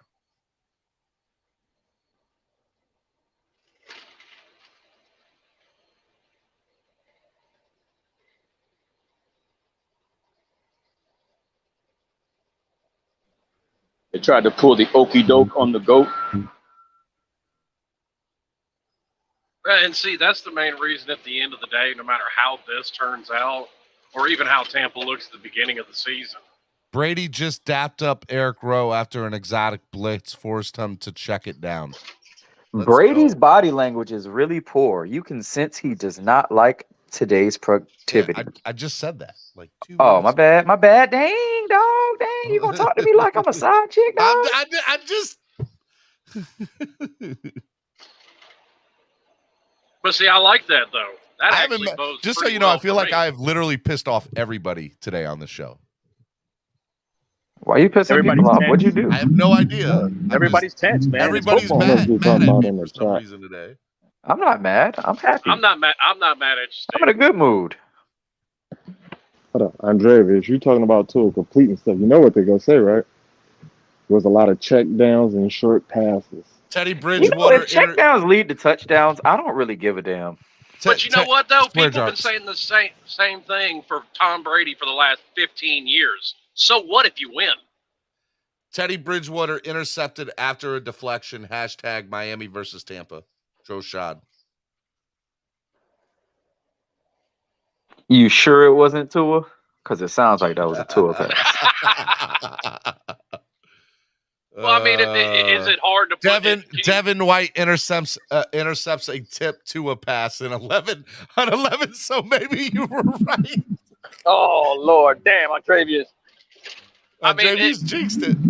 I mean, if somebody gets their hands on it. Joe Schad says Teddy Bridgewater intercepted after a deflection, but the beat reporters for the Bucs said Devin White intercepts a tip to a pass. So who was that? Is it the same pass? And one person is saying Tua, and We one got to wait for person is Omar to saying, confirm. I've seen Daniel Uyafusi also say it was Devin White intercepting Teddy. Yes. Okay. All right. So that Buccaneers player doesn't know Tua's number. Yeah. All right. I'm going. Put that on the I'm chalkboard. believing. I'm believing. Our riders. Daniel. Yeah. Well, I mean, regardless of who it was, I mean, can you really put it on them when somebody else gets a hand on it, pops it up? Teddy throws over excuse me. David Fornez writes, Teddy throws high over middle, ball tipped by Preston Williams, reaching with one hand and intercepted by Bucs Devin White. I want to say if it was Tua, it's going to be a lot about a tip pass. Please believe me. But since it's Teddy, it's on to the next play. Hey, if y'all would It like was to get on inaccurate. the channel, it is Wildin' Out Wednesday. I understand it doesn't seem like it is because it hasn't been, and it seems like the world is mad at me today. But hey, look, get up here, hang out, talk with us. I was told everybody abandoned you for TD. Sorry. Hey, you know it is. I got a you know question. who's real. You know who's real and who's not, buddy. Why is it the narrative Is that my mic? More Tua updates from Daniel Oyefusi, 3 for 3 in his latest 11 on 11s. Completion of Tyreek Hill, Ezukama, and Cedric Wilson. Wilson had an acrobatic grab over the middle that was behind him.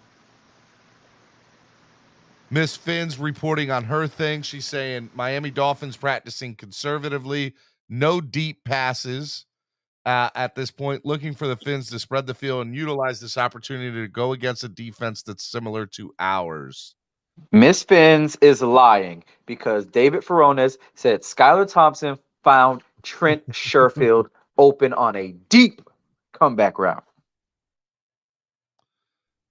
I told you it was going to be sad. The 38,000-year-old rookie coming to save the franchise. Daniel Oyefusi says, every time I take a peek at the Dolphins defense, they're forcing Tom Brady into a check down and something short over the middle. That means our secondary straight up murdering over here. Shout out Noah, because you know he's out I'm not mad at you, by the way, just so you know. Oh, thank you, Shake Money. I appreciate it. Hey, you know what I find interesting? The people that say they hate TD are their biggest supporters. I thought I was a big TD supporter, but I guess they're his biggest supporters, the ones that hate him. Look, if we end up having 5 people that are watching the show today, so be it. That's fine. Can all 5 people get on the panel? You know, how many people are in here? What's going on? I can't see the number. I'm working right now. Is it like 20 people in here? We'll have a great show for 5 people today, as far as I'm concerned. I'm gonna be honest. Maybe I'm looking because my timeline is a lot of Dolphins. It looks like we're winning the practice today. Yeah, 100%. That's exactly what it looks like. I agree. I think it's your Noah hate that's unforgivable. That's why people leave, because you hate Noah. Oh, that's what it is? Okay, because Noah's not out here getting cooked today, we smoking on that TB pack. Whether you think that's Tom Brady or Tampa Bay, I don't know. That's up to you. Epps, just so you know the narrative, buddy, the Bucs fan was up here before you got up here. You weren't up here first, and then I brought the Bucs fan on. The Bucs fan came on with everybody at the same time, and then you came on afterwards. So what am I supposed to do if you get in the back room after the Bucs fan is already on the panel? Epps? Just get on here now. What's the big deal? Just come up now. Explain yourself. Unacceptable. Oh, by the way, have you heard of Larry Fury? No. Finn's Fury, Larry Finn's Fury. Name sounds familiar, but are you talking about Larry with the black? Yeah. Not Larry Panel, Finn's fan panel. Larry. Okay, yeah, I know Larry. Yeah. Larry Fury. Not him. The other one. It's It's called Finn's Fury with Larry L. From Jersey, Larry K. Yeah, Larry K. Yeah, he's doing a stream tonight panel. I'm gonna be the guest host, so I just all right. Shake Money, do your thing. Yeah, man, promote it. I promote everybody. I want everybody to be successful in this community. I'm all about it, man. As a matter of fact, Cap was on there last week. Remember, Cap? Oh, yeah, he's old school. Larry's good people, man. He's old school. He's been around for a minute. He's just busy because he's a paralegal or a legal eagle. He's a lawyer. Let's see here. Yeah, so what we're going to do is talk for a few minutes, and then he brings up the panel. Tonight at 7:30. Yeah, tonight at 7:30. I'll be there, brother. I just want to pay Christian Wilkins because I've seen like 10 positive tweets about his production today. I know, so have I. Just wait for him to come for that bag. Tampa Bay just got called for an offensive pass interference. Brady's frustration level seems to be growing.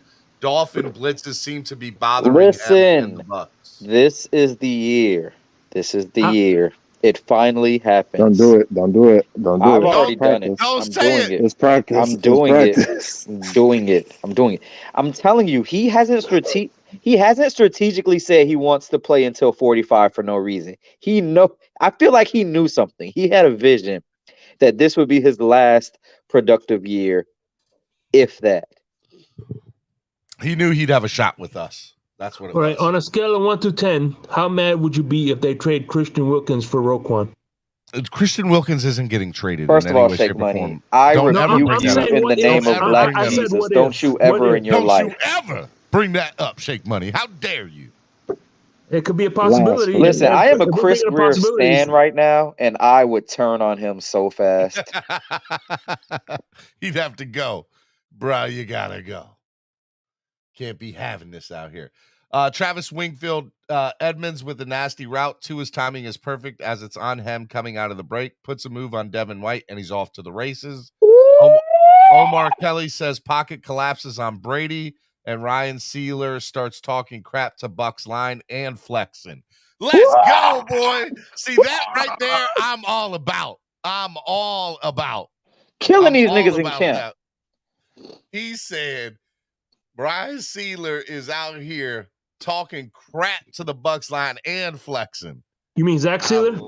Yeah, I don't know why he said Ryan Sealer. I think he meant that. Omar Kelly about to leave anyway. He don't care. Zealer over Raekwon. Woo! That's what I'm saying, man. But if you get Zach Sealer and Raekwon, like Rashad is saying, like it becomes an expendable position. If you know what I'm saying, like I want Wilkins to get paid too. But Travis Wingfield saying Tua's moving the offense on this continued drive portion. First of the day, he finds Waddle for a first down and puts him in the red zone. That's another Miami Dolphins. Nobody? Hoo-ah. Really? First down. Thank you. God. Hoo-ah. Tua should walk up over to Tom Brady. They wanted you over me. Let's see here. Yeah, all right. Now, Omar Kelly says Tampa Bay keeps beating Miami with the screen, getting good gains off of it. Omar Kelly's reporting. When's Omar Kelly's last day? I think he's done week. like this Friday, week. I think this is his Friday, last I week. believe. Somebody says somebody wrote Melvin is indeed getting most of the starter reps in an 11-on-11 so far. Melvin Ingram. I have a little love for Omar only because we went to the same high school.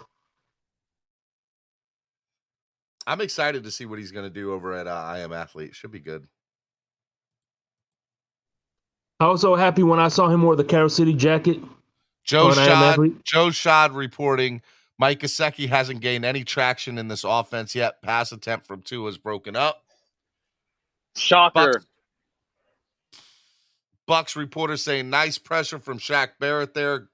Tua got off the throw, but Carlton Davis has nice coverage on River Craycraft, who catches the ball and has no chance to get on his feet. It's still a catch.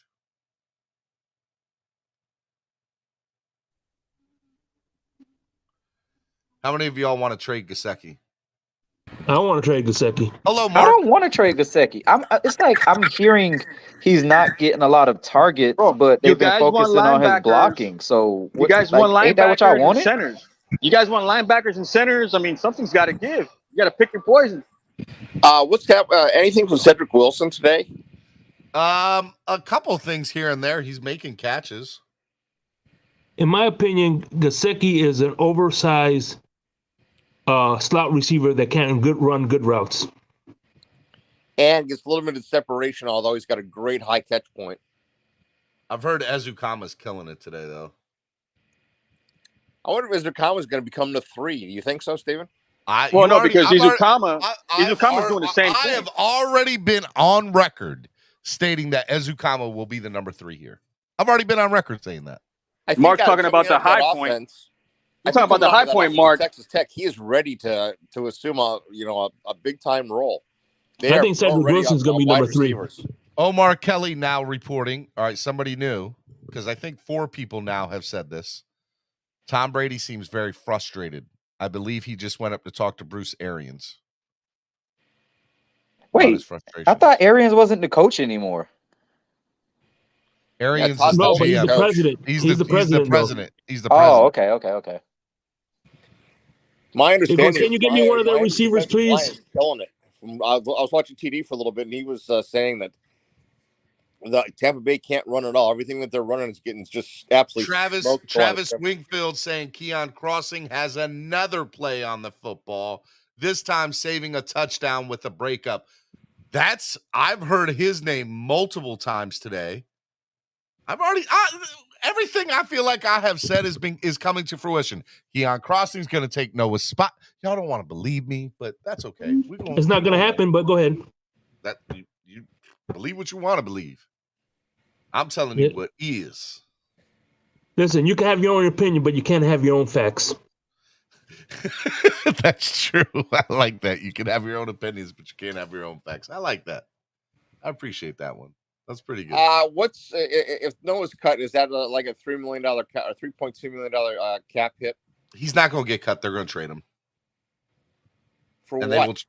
A bag of dirty jock straps? Don't care. If we get his money off the books, I don't care what we get for him. Nobody's going to take him. Nobody wants him. Lies. Wait, who are we He's talking about? He's a former first-round draft pick. He will at minimum get a 7th round pick. And I'm a 64-year-old man. Jackson? I don't know about that. No, we're talking about Noah. Oh, we'll get something from Noah. We'll get a bag of balls for him. I'm pretty sure. Trust me. I say you can get a used do-rag and some tube socks. He said a used do-rag and some tubes. Belichick could be on the phone in no time, waiting. I have a question for if our quarterback is 10,000 years old, how old is Tom Brady? He's like the 9,999 years old. He's still here we go. He's immortal. Daniel Oyefusi reporting. Offense driving the length of the field now. Tua was 4 for 6 with completions to Ingold twice. Waddle and Wilson couldn't get the offense in the end zone. Last pass was a little late to Gesicki, but a nice breakup by Levante David. All right, 3-0. 3-0. Sounds like we had to settle for a field goal. Okay, Jason Sanders money. Overthrew Gesicki at the high point. Joe Schad reporting Trent Sherfield couldn't complete the catch on what would have been a long touchdown from Teddy Bridgewater. And then David Fornes reporting on that same thing. Teddy Bridgewater underthrew deep to end zone. See, there we go, right? So here we go. Here's another example. And again, I'm just calling it, right? Joe Schad seems to be at the middle of this. Trent Sherfield couldn't complete the catch on what would have been a long touchdown from Teddy Bridgewater, right? But David Fornes writing, Teddy, he gets more. Look, I'm not saying anything about Joe Schad, but this is 2 times today now where he's clearly not put things in context, because David Fornes then says Teddy Bridgewater underthrew deep to the end zone to Trent Sherfield, fails, incomplete. Same pass. Yeah, Furones is taking over for Kelly. Furones is trying to make a name for himself. I trust Joe Schad more than anything. I'm sorry. Joe said Crosby is going against 2 while Noah's going against Julio. Bro, it's not just Julio. He's not going against Julio. We saw a video today of getting cooked by like 2 nobodies. No, so one nobody. He's getting cooked by Julio, but he's also getting cooked by 5th stringers who aren't going to make the team. Trill got cooked by the other guy. Trill got cooked too. Hold on, Steven. Now I will say those were in one-on-ones, but I will also say that all I've heard today about Noah is he's getting beat. That's all I've heard. I haven't heard anything positive about Noah today. Not one thing. It's practice, people. I get you. All I'm doing is reporting. I got you. Reporting what I'm seeing. Hey, quick question. Let me get your pulse on this. How would you feel about trading Gesicki for Cesar Ruiz to the Saints? Why would you make that? Why would the Saints make that trade? Well, they need a tight end. They need a tight end in New Orleans. I would be all. And we need a center here. It'd have to be more in the package. I think Ruiz has higher value than Gesicki. Well, Jeff Ireland runs that team, right? And I think he got fired. Did Jeff fire? No, they have a GM, but he's like the head of the scouting department too. Yeah. Did Jeff Ireland get fired again? Whoa, Rashad, what was that? Rashad, are you okay? He likes Jeff Ireland, bro. Did you just break glass? Dude, the type of player Winston is, he'll do well with Gesicki because he's the high point type of quarterback. We're not trading Gesicki, all right? I He's believe. Yes, not we all are getting to I get over believe. it. I have to admit, the more I've seen today, of read, which is not a lot of Gesicki, and the more things that I've heard about rumors, I truly believe that there's also a side of me that they're putting this information out there about Preston and Lynn to cover up the fact that they also might be having conversations with these same teams about Gesicki. And Exactly. I 100% see a case where Gesicki could get traded. I'm not saying it will, but I have to admit I'm leaning more towards it's more likely. It's just my opinion. What's up, Slim Shady? Sorry about that. I got a phone call from the wife. Let me be clear. When I it comes to bet you got a Gesicki, phone call, Slim Shady. I bet you got a phone when it call. comes to Gesicki, what does he need to work on? Run blocking, right? Blocking. Why do you say that? What did I miss? No. I'm asking because No, he's I not don't need talking him to you. out He's there. not talking to you, Slim Shady. He's talking to us. Oh no. Yeah, I don't need him out on that field doing nothing else. If you need to get stronger, if you need to hit the bag, whatever it is, go over there and do that. I see you when the regular season start, but prepare to block. Has it been 4 years? I don't. You don't need he's no been here reps. longer than Tua has, right? And yeah. But mentally, it might bother Gesicki. Like, wow, they're not using me. They keep putting other tight ends in. They want me over here doing this. Why can't I get on the field? Well, I need you to focus on this so I can use you on the field more. I won't have to take you off the field to put another tight end to run block or to slip block and for a play action or nothing like that. Just Rashad, mentally get it there. Rashad, Gesicki's in a contract year. He's going to want touches. He's going to want stats because he's going to want to make his money next year. He's not going to get that in Miami with the way the offense is sculpted. Get him out of here now at 90 cents on the dollar instead of losing him at the end of the year or trading him at midseason for 40 cents on the dollar. First of all, I don't know what y'all think about these players with expiring contracts. If another team has to pay them, we're not getting top of the line some value in return. Unless they're contending for a spot in the playoffs during midseason, like players and other teams do. Gesicki's not that guy. For Roquan, if somebody, the Ravens, so real quick, Jersey Fin fan on Twitter, who is somebody that I just he's a Dolphins fan that's on Twitter, says Bucks reporters saying that Miami's defensive backs are getting toasted. Meanwhile, our guys are reporting that Brady's forced into check down after check down after check down. So everybody's got conflicting reports here. Yeah, that's beat writers. Beat writers' opinions are, they're skewed to the team, so you have to take them for what it's worth. Now, I'm sure Tom Brady's doing a lot of checkdowns, but people have been complaining about Tom Brady checking down, like I said earlier, for 15 years. And by the way, Cap, I usually agree with you on a lot of things, but I trust Joe Shad as much as I trust the used car salesman.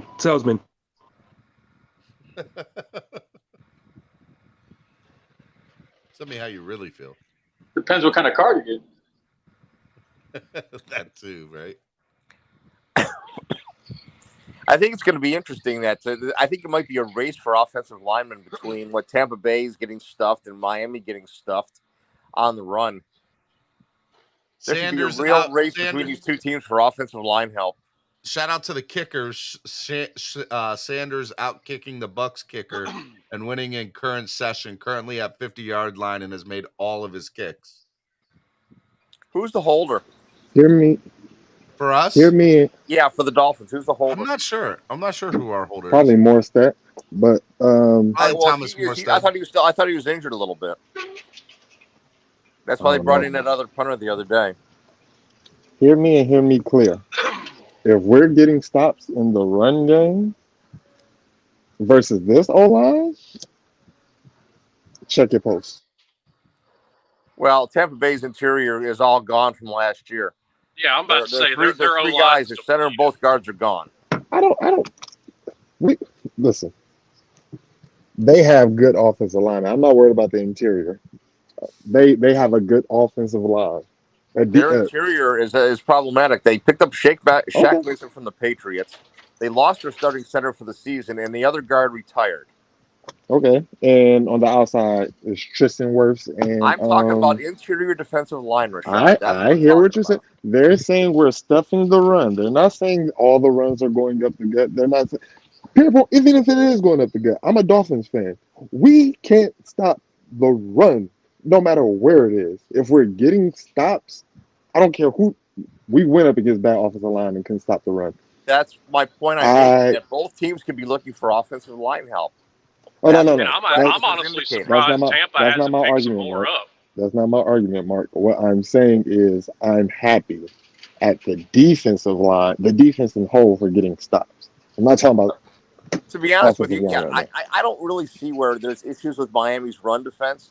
With Wilkins, with Seiler, with Me either, Raekwon but we Houston suck on at the it. inside, how can you have a problem with run defense? Those are great players. Listen, we had those players for the last 3 years, two, two, 2 to 3 years. We suck at stopping the run. I don't know why. You look at it, you look at the size and the athleticism.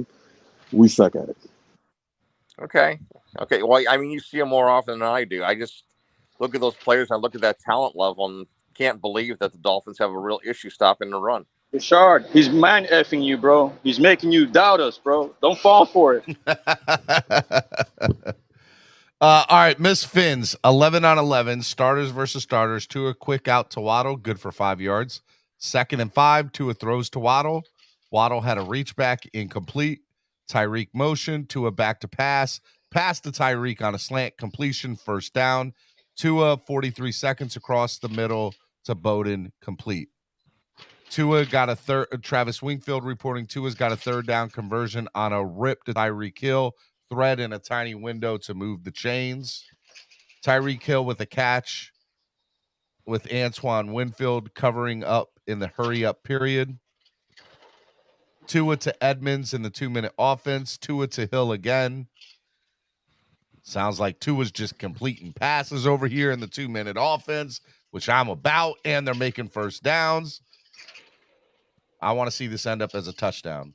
Let me see this end up with 6 points. Once again, you know what's going to be said. It was a bunch of check downs. It was a bunch of short stuff. Where's that deep stuff? Daniel Oyafusi said, Bucks fan saying, quoting, Tyreek's going to be so bad in this offense. 5 seconds later, Tyreek catches a pass over a middle for a chunk gain. Shout out to Daniel for saying that. I love Daniel. So Steven, you're going to end up in one of these conversations about this practice and all these check downs. I want you to refer back to what McDaniel has told us. It's not about the deep ball. It's about the yak. And what have we heard so far? Across the middle for big game. Short pass, big game. Completions to Edmonds, Hill, and Hill. Tua and the offense moving in this hurry up drill. Timeout as the offense moves it to the 30-yard line. Oh, we're in scrimmage mode. We're there, y'all. The only problem that I'm hearing is in an actual game situation, you pass this much, Tua's going to get picked off. They've got to find some balance in the run game. Look at that. Look at Tua in the huddle. It's just practice. Oh, I get that. Yeah. We ran the ball when we couldn't run the ball. Sadly. No, he's not too far off, bro. I told you, man, this running game for me, you guys keep thinking it's great. We haven't seen Gaskins. Achman's been suspect. You got Emmons getting stuffed. You got Dokes fumbling in training camp. You got Sonny Michel injured.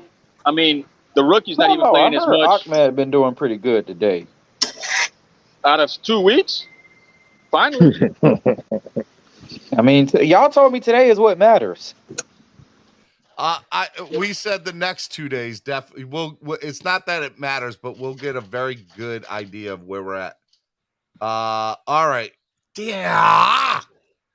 All right. 18 seconds left. Tua shotgun hands it off for no gain. Penalty, delay of game. Sander kicks. Another field goal. No touchdown. No running game, bro. We need a bell cow. You guys keep fighting. Points. Wait, what down was it? Why do we run the ball? How many yards do we need? Or did we run out of time? It was a 2-minute, and we probably ran out of time. Oh, gotcha. And the delay of game. Oh, come on, Tua. I want to know who had the delay of game. The quarterback. It automatically goes to the quarterback. Yeah, it automatically goes to the quarterback. Omar Kelly said Dolphins offense didn't play off in a situational period. Would have been a 52-yard field goal, but they couldn't get on the field in time. What? 52 yards. So wait. So the delay of game was on special teams? Ain't no way. Wow. Dolphins offense didn't play off in a situational period. Didn't final playoff. What? I don't understand that. Dolphins offense didn't final playoff in a situational period. Would have been a 52-yard field goal, but they couldn't get on the field in time. Next time. We'll get it next time. Greg Allman, who covers them, says technical difficulties for the Dolphins in an end of half drill, and they didn't get a kickoff in time, but at one point they were 2 balls set at the line of scrimmage as the clock ticked away. 2 balls at the line of scrimmage. What are the referees doing? That delay of game was on the kick. On the special teams, yeah. Okay. Can't be mad at 2. Which is a 10-second runoff. Let me get my keys. Daniel Fusi Tua's unofficially 5 for 6 with completions to Waddle, Hill twice, Edmonds twice. Short run on 3rd down is stuff, and then the Dolphins can't get the kicking unit on field in time for a field goal. That's a crappy way to end that. So 6 plays were passes. 1 play was a run on a 3rd down. You've been passing the entire scrimmage in this 2-minute play offense. So the one time you run on a 3rd down gets stuffed.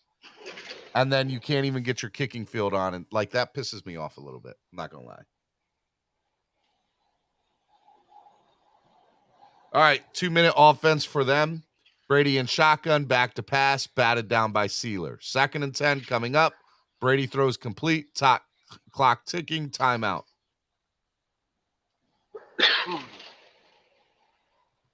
Omar Kelly says Brandon Jones popped the Bucs defender, and it created a chippy pushing match. Yeah, B. Jones. I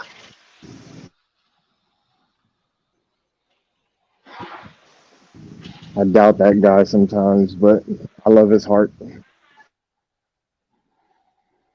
That second pass was a short pass. It wasn't a big one.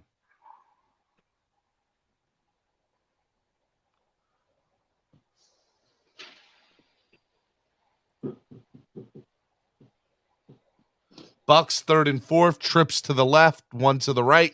Brady throws wide open out, incomplete, 4th down. Brady quick pass complete. Brady to pass. Brady to pass incomplete in the middle. 2nd and 10. Brady across the middle for 8 yards. Brady quick out complete, stops the clock.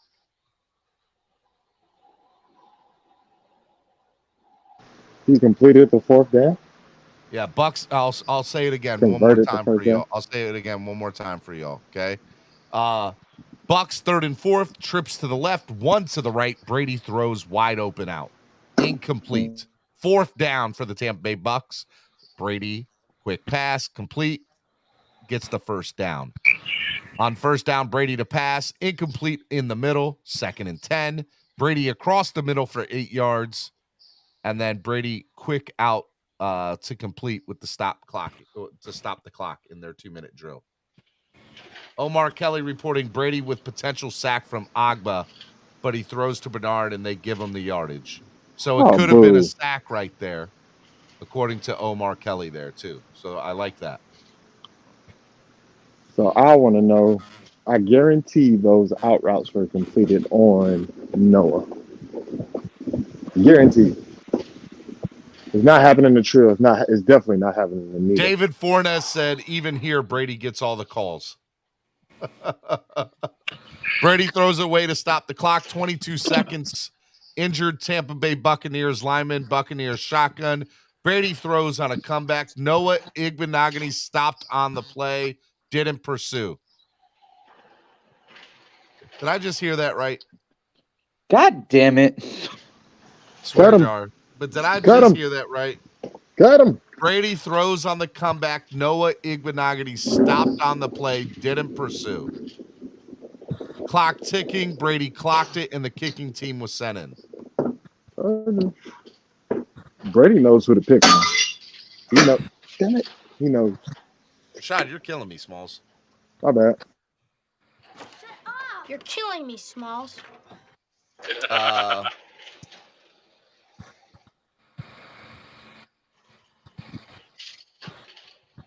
Second and 10 in the 44 with 22 seconds left. Noah gets beat for a deep comeback by Devin. By the way, Vonjo, Devin Tompkins is the one who beat him there.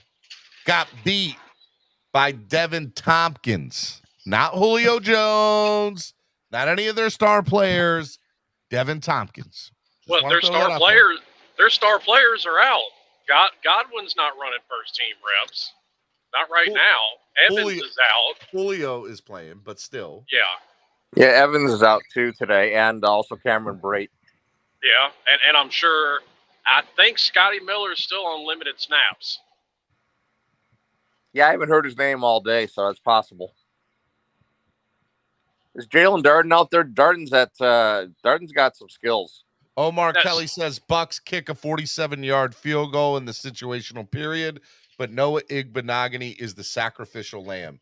So I say to everybody here, Noah Igbenogany. I'll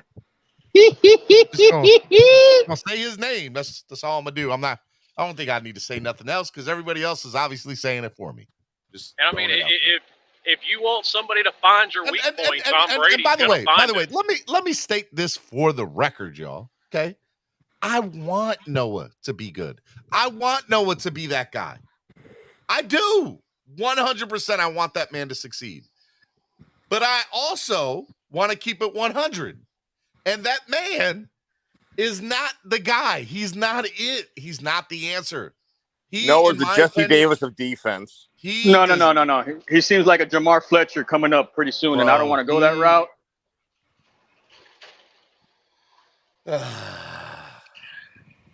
Maybe they shouldn't let Noah practice tomorrow. The more he plays, the worse he looks, and it lowers his potential trade value. You might not be able to get a tube sock for him. Andrevius, what'd you say we could get for Noah Igbenogany, Andrevius? I used do-rag and some tube socks. I think the tube socks are going out the window. You might have to go for the do-rag. Hey, is Richard Sherman still in Tampa? You can have him for him. All right. Daniel Oyafusi stating the 2-minute drill, the Bucks O versus the Dolphins D. Brady was unofficially 5 for 8. Defense kept everything in front of them until Noah allowed a chunk gain to set up the field goal. Had Agba with a sack off the edge. So it never would have even gotten to that point because Agba would have had the sack and they didn't call it. So again, Brady's going to get the benefit of it out there to allow that to happen. Of course he is. Oh, stop it. Every quarterback gets the benefit of the league today. Uh-oh. See, this is that bull. This is not us. Okay, this is Tampa, but I think it could affect us. Buccaneers center, Robert Hainsey, injured and is being carted off the field. Uh-oh. Center. Damn, that's 2. That's 2. I'm telling you, bro. You better overpay now before it's too late. Shredder phone is ringing. Oh my God, y'all! So look, Steven. So Steven, correct me if I'm wrong, Steven. So we're figuring out right now that Iggy is getting torched, and we just found out that Tampa Bay is going to need a center in the span of one practice game. Yep. And you said yourself, Steven, the worst thing you wanted to see was him end up in Tampa Bay, and that very well may happen. So it sounds like the Bucks have a center problem. I'm not hearing about our center struggling today. What happened? What happened? What I just missed? I want to know what's going on with 2 centers going down. Yeah, that seems like a you problem. Well, I mean, it is what it is. I had to deal with a bunch of corners getting injured last year. Hey, y'all want to see a cool play, though? Y'all want to see a cool highlight real quick? Look, check this out.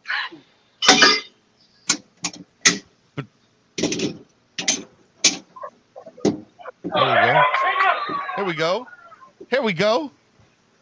Tua in the shotgun. Man in motion. Tyreek. Back to pass by Tua. Tua finds Tyreek. That's another Miami Dolphins. First down. Thank you. Gosh, you're killing me. It did look good, though. I love it. I love it. Who camera was that? That camera sucks. Well, it was a fan. It was a fan that was probably recording practice that shouldn't have been recording there. Travis Wingfield says, Pravis is over. Much more difficult to live tweet today, so the podcast will have a lot more. Very unofficial scorecard. Gave a slight edge to Miami's offense over Tampa's defense, but a dedicated win for the Fins defense on the Tampa Bay O and team periods. So it looks like our defense way outplayed Tampa's offense, but to the offense for Miami overpowered Tampa's defense to a certain extent. So it's very interesting. Hey, how did it actually go today? Wasn't able to pay attention. Wait a minute. How is that not a biased take, considering there at the end, Miami's offense didn't put up points, but Tampa's offense did? So, again, you're taking a 2-minute drill at the end, right? And Miami got all the way down. Correct me if I'm wrong. They got all the way down to their side of the field. I could be wrong about that. Am I wrong about that? I think they did. Then they couldn't get the field goal team in for some reason. And whatever. And the only reason that Tampa did is because Noah Igbenogany got beat, and they didn't call a sack. That everybody clearly stated Agba would have ended the drive. If ifs and buts were candy no, enough, but if we'd it all was have a Merry Christmas. All right, No. But Slim said Canes. You're saying we didn't score. We didn't score in a 2-minute drill. We scored in another 11-11 session. You guys session. wouldn't have either. You would have turned the ball over had that Agba sack. If it was a real game, that Agba sack would have happened, and you guys would have been turning the ball over on downs in the 2-minute drill. Maybe not. What do you mean, maybe not? That's what everybody said. Don't tell me maybe not. It's exactly what was said. How does somebody know what somebody's going to call a sack and what somebody isn't? Because they're not allowed to hit the quarterback in this I know that. Okay, so they said Agba would have gotten the sack there. They let the play go. He completed the pass. What else do you want? I have my doubts that he actually would have gotten the sack. What is Tom Brady, some type of evasive quarterback now? Is that what we're doing? Is Tom Brady all of a sudden Mike Vick that we don't know about? No, it's like Rashad said, bro. He's immortal. I've never said that. But name a quarterback in the league that gets sacked less than him throughout his whole career. Let's be clear. If this was a real game, a call would have been made. I can name one other thing about Tom Brady. Guy cheats like a motherfucker, but more power to him. Swear jar. Ooh, hey. Salt. $2 hit. Salt down them $2 hit. I expect full payment, Robert. Full payment. I've been a good boy, Steven. You that pause. Sorry, yes. That's a $2 hit, dude. Depending on how many viewers are in there, the swear jar should be ineffective. I'm just saying. No, it's not. We're at 100. TD went off the air. Everybody came back on. Welcome back, ladies and gentlemen, to the Miami Sports Music Podcast Network. How did it go overall? I didn't get to catch any of So from what it seems, the Dolphins' defense was better. We're like overpowering better on their offense, and our offense was slightly better than their was slightly better than their defense. So overall, we won the practice, is from what I heard. Thank you. Which I like. Good.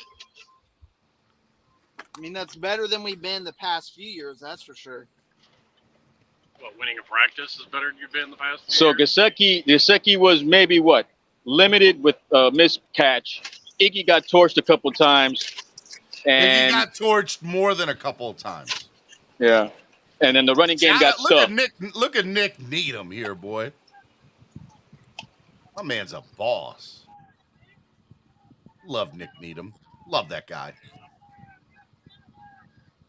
Lance McDonald said Brady's even paying the refs in practice. Just saying. That man gets called. It don't matter. That man's getting a call no matter where he at. Wow. So, That's what I was saying. yep. So, just an update: Tampa Bay Buccaneers other center Robert Hainsey has been carted off the field. Tampa Bay's already lost Ryan Jensen, and Hainsey was the next man up. Yeah. Oh, J.C. Tretter will be signed by the Tampa Bay Buccaneers. I'm Chris almost Greer, like, don't get cute, Chris Greer. Sign him now, bro. Tampa Bay doesn't have the money. Now, I will tell you. What are you talking about? Tampa Bay doesn't They don't have have the the money. You're money. crazy. Yes, they'll make them. They don't have a center. Their next man up is gone. Okay, watch. I'm gonna watch. I'm gonna watch J.C. Tretter sign with Tampa Bay. That's what I'm gonna You watch. Brady will take less to get a center. If he signs for anything less than $18 million, fuck it, swear jar. He's a bitch. No, Brady will give up money. You know, Brady's ridiculously wealthy. He'll just move money off his contract to let them sign a center. Hey, who was the one setting some? He better do something. Steven, who was trying to set some crappy narrative? Who was trying to set some crappy narrative yesterday about him being some type of snitch because he's the head of the NFLPA or something? No, please don't get me started on that because I had a phone. I almost ran off the road, bro. I was so mad at that stupid narrative yesterday. Dumb narrative. No, Mark, to what you were saying, Brady already took some he restructured his contract during the offseason and freed up more money. How much cap space do you guys have? We? Bucks. I don't know the Bucks. They should be not. Spot, if you can't, take a quick look at the spot. $8 million. That'll tell you.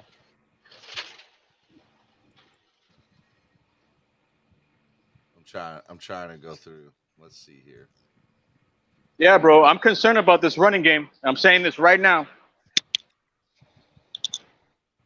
Yeah, the running game still. I want to see tomorrow them put more emphasis on the run game, and that's what I would like to see. I want to see X on the field. No, I don't. No, I mean, I agree with him. Call me old-fashioned, but as high-flying as the NFL has gotten, ESPN reporting said Todd Bowles said he'd have an update on Hainsey when he gets inside. Hearing though that it just may be a cramp. Okay. Oh, thank God. Okay. We're not getting Tretter. What does it matter, guys? But no matter the Bucs situation, we're not getting Tretter. I just want y'all to know that. I'm with Call me Rashad. old-fashioned. I still think you absolutely I'm have almost to be able to 100% sold now that Tretter signs with Tampa. And if he signs for anything less than 15 million, Why is that our concern? We were never going to get Tretter, like ever. Because the line. No. Let me answer. Here's why. Okay, this is my issue, Andrevius, and let me put myself on the big screen so I can explain this. The Miami Dolphins have an historic reputation of not putting a good front five, front six, front seven out. They historic, especially the last 15 to 20 years. Okay, now we've had a few years here and there where we've had. That's a lie, Steven. Hold on, let me finish. We've had a few. Over the last 15 to 20 years. There are some things that you can take and say, well, this offensive line was decent, or this center was good. I like Pouncey here. Okay, I like Pouncey, but the reality of the situation is the Dolphins have an historic problem of building up a decent offensive line for a long tenure or a long or an entire season, right? So, with that being said, if we are having trouble doing the run against Tampa Bay's defense, who, by the way, let's just throw it out there, Vita Vea and who's the other guy, Slim Shady on the defense there?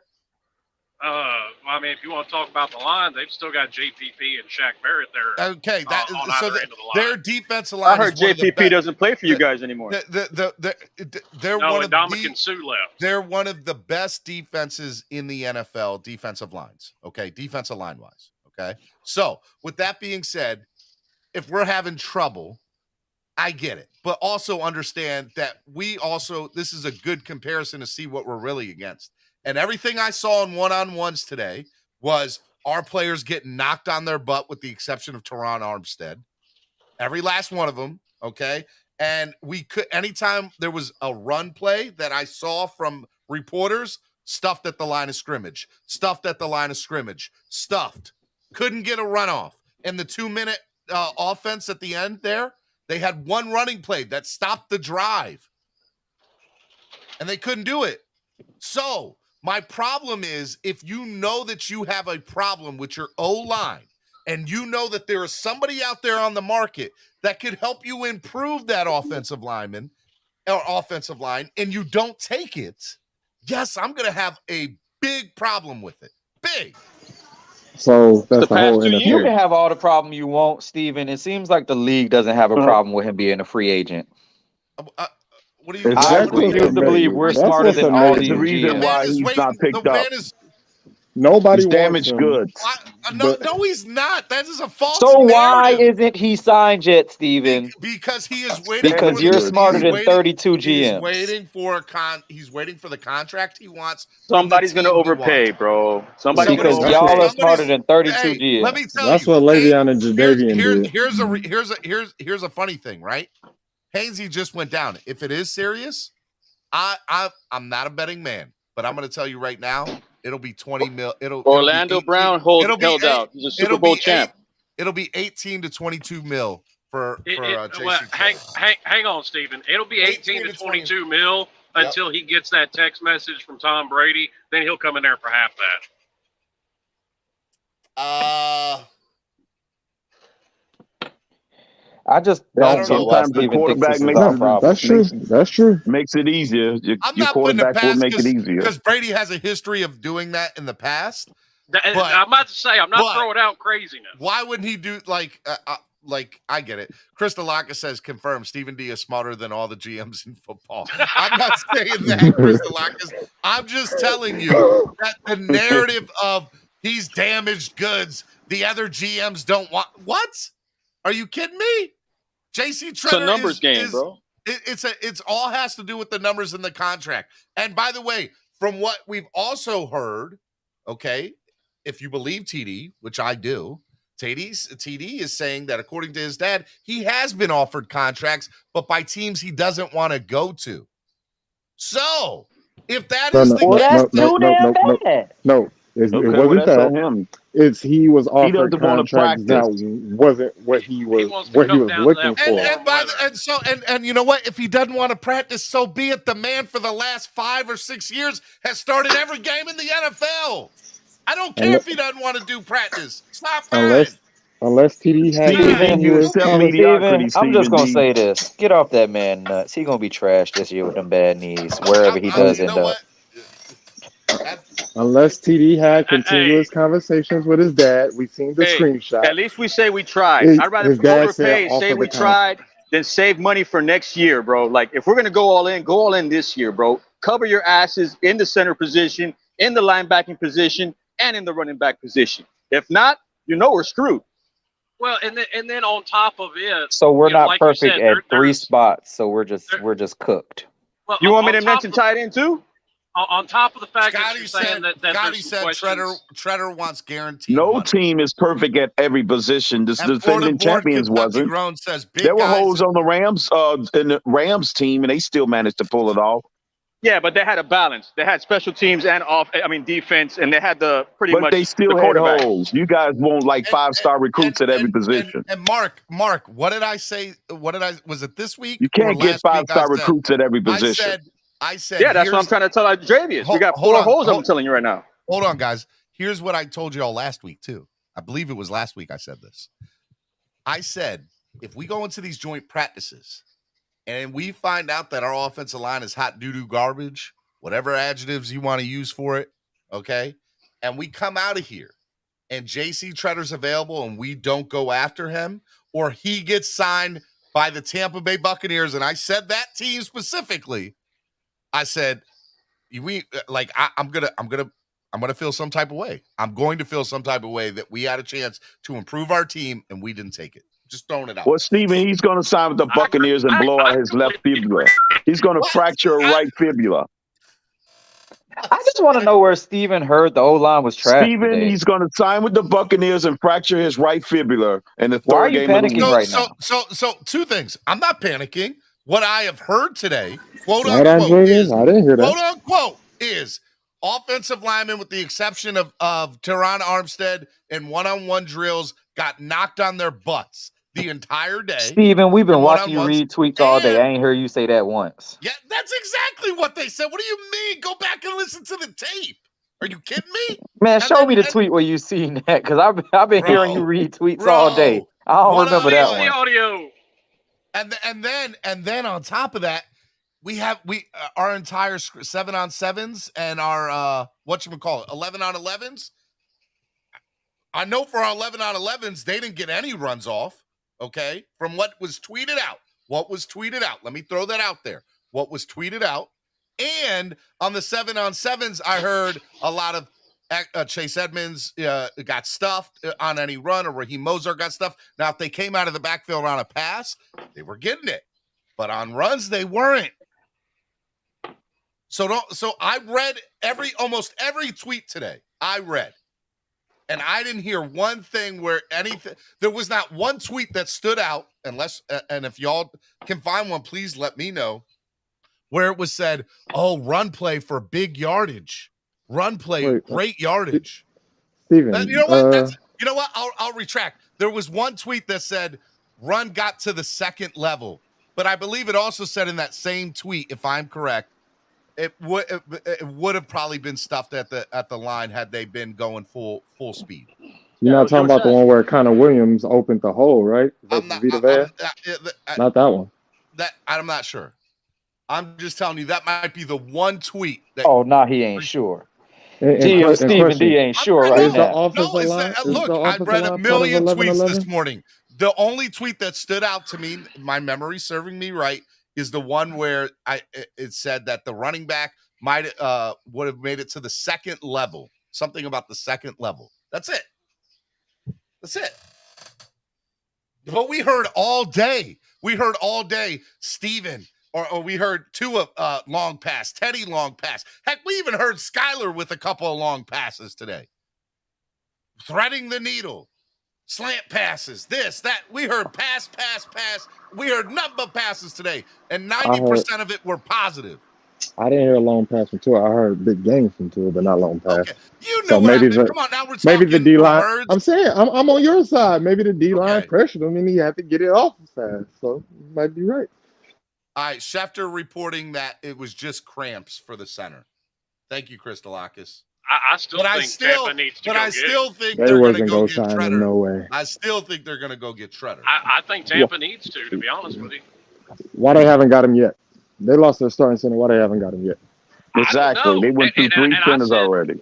I said when Jensen went down that they need to go pick somebody up. I said it that day. Yeah, we're saying the same thing, and ain't nobody even went down. We're saying the same thing because he is who he is. The question is, why hasn't no one signed this guy? If you think he's turning down money from back, if he's turning down 18 he million just told you, bro. teams, He's waiting to get paid. Now, his dad just told y'all he's waiting to get paid, bro. I know. Guaranteed money, bro. I understand that. Guaranteed. No, well, and also, bro. Hey, inflation's real. I'm asking y'all, why has nobody gave him the guaranteed money? I because think in the case of Tampa Bay. Go ahead. I was going to say, I think in the case of Tampa Bay, with it being training camp, they're going to see if that second string option will work before they go and pick somebody up. Me personally, I'd go pick him up anyway. Right. Me too. That's what I said. Anybody who says that Treader trash, I'm sorry. I appreciate you guys being a part of it, but that is such a, that's like. Hey, what did you say, Steven? He hasn't missed a game since 2017? He hasn't missed a game since 2017, y'all. Like, what do you mean he's trash? I don't believe the man is trash, Steven. Anybody saying that is just a troll. But here's the thing, Steven. If you know there's room for improvement on your offensive line, at the very least, go get him to keep from another team getting him. Correct. And I'll even say this too. So the number one argument I get about Treader is, well, he doesn't fit our offensive scheme. I will say to the fact that I believe, in my opinion, in my honest opinion, that a offensive lineman can learn a scheme very, very easy, a lot more easily than a position player will. That's the way I look at it.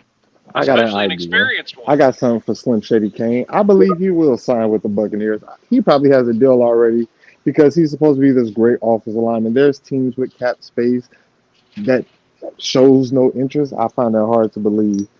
I think they just haven't announced it or made it official because he doesn't want to practice. That's all it is. He doesn't want to be at camp. He's like Rob Gronkowski. He's just like, I'm gonna wait. Wait till preseason week 1 is All over, right, guys, and we'll make the announcement. hold on. Put yourselves on mute. Two is talking to the press. He's having his press conference. I want to bring it in. Yeah, it was good. We got to go out to dinner with a couple of the guys the first night. Also, Pete, I'll bring you in. Don't go anywhere, Pete. I'll bring you in. Walk through the mall with the guys yesterday with a couple guys, and then go to dinner again. I thought it was a pretty cool trip. It felt a little weird because we're still in training camp, but we're seeing the guys, on and off day. That felt a little, different for us, but it was cool to spend some time and then also be with the guys in preparation, for a practice like this. So we were able to talk through some things that we don't normally get to talk through until the day of practice. I actually picked up the dinner tab last night. That was a big dinner tab. But it was good. Everyone enjoyed themselves. And I picked up the Uber too. American Express Platinum. We went to Ocean Prime.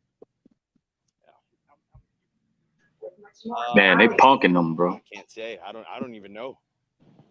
I was barely talking to half of the guys because everyone was kind of far away from each other. So.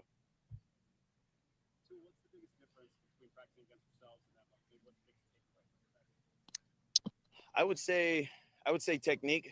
Tampa's technique is different than the technique that we faced a lot in camp, where we get a lot of press man. Tampa has a lot of off man, off zone, and then they have a fair amount of disguises with what they do. But they're a really good team, and we're very fortunate as a team to come out here and be able to compete against some of the guys that played on the Super Bowl team 2 years ago. So, it's good work for us, and we're looking forward to tomorrow. Yeah, I would say you can never be, too high. You never get too low. We'll obviously look at the film, and I think there's some things operationally that we can work on. Getting guys set, understanding the snap count, just little things. But I think for the most part, it was really good to kind of build off on to go into tomorrow with.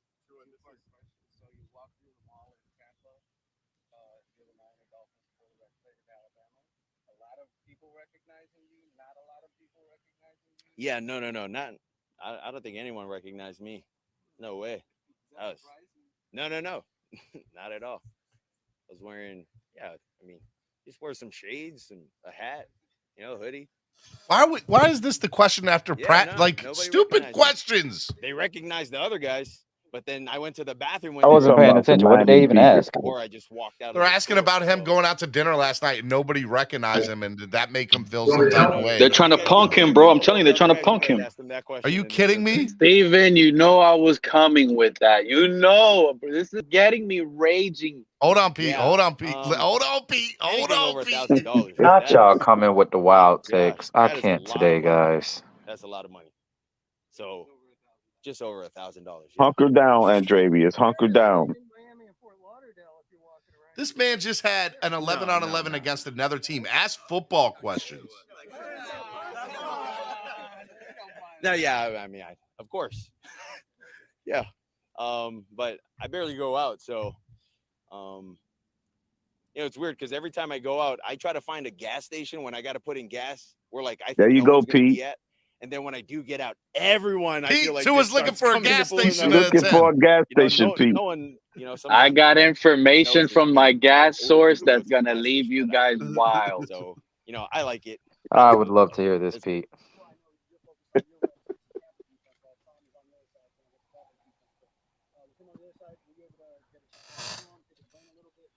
Yeah, I was able to talk to Tom. We were talking on the side for a good bit. That's what I wanted to how hear. the off season was. We were talking a little about golf at the same time. Golf? For the most part. Oh no! Oh no! This guy. That's not what I Bum! wanted to I hear. was asking him some Bum! things, and he gave me some good insight. Classic. So I'm gonna keep that between me and Tom. Then if you guys want That's to ask Tom, classic. you guys go ask him. They're moving into another sport now, fellas. I would say Tom's composure in the pocket. Nothing really rattles him.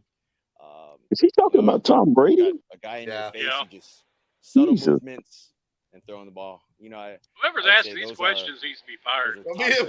That's the Miami media. My Lord. No, Really? no, it's Tampa Bay's media too, and national media is there today. I'm not going to put all this on Miami's media. No, that's Miami media. Stop capping, Steven. Stop capping. Whoever it is needs to be fired. You said the Dolphins. Sorry, No, I think I answered that last week. Sorry, yeah, because I think they were doing that in 2019, but then I came in 2020. So I mean, they picked me. So so 2020, it's 2022. Well, Mr. Tua, do you prefer boxers or Did they just ask another question about? I mean, I'm still here. Yes, they To did. me, that's all noise at this point. No one helped me with the tip. No one helped me with the tip. No, 'cause They're it's, still when asking you put questions the about card the in, dinner. like, there's the custom tips that you can't. Because they're punking him. They're trying to punk him, bro. Yeah. Bro, this is. I'm being sarcastic. The fact that y'all serious is crazy. I'm not the one asking the question, Dre. I don't know. Dang, they might have got me. Who's the biggest eater on the team? Who's the biggest eater on the team? These are the worst questions in the world. This is the worst press conference I have ever seen. Big boys. Worse. I don't know. Play the clip, Steven. Play the clip about how we are losing I got freaking the brain big Uber. cells. I had to get the big Uber. Yeah. And I was the one sitting in the back. What you just said is one of the most insanely idiotic things I have ever heard. At no point in your rambling, incoherent response were you even close to anything that could be considered a rational thought. Everyone in this room is now dumber for having listened to it. Yes. I award you no points, and may God have mercy on your soul. Get better, media. It was for a buddy's birthday. There were a couple people's birthdays yesterday, so I'll let you guys figure that one out.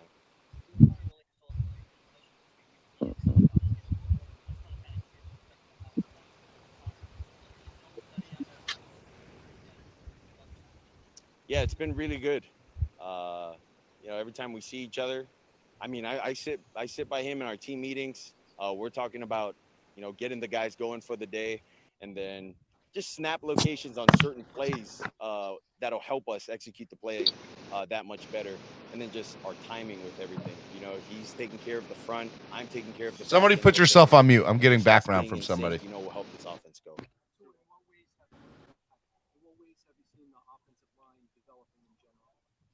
Shoot, I think they've developed a lot.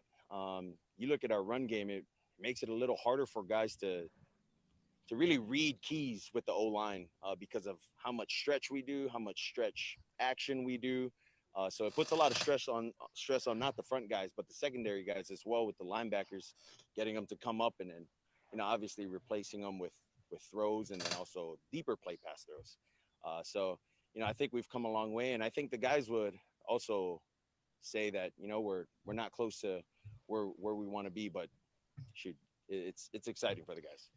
10 minutes of this press conference, 8 minutes, they finally start asking football questions. They're not asking about dessert, Steven? Communication's been good.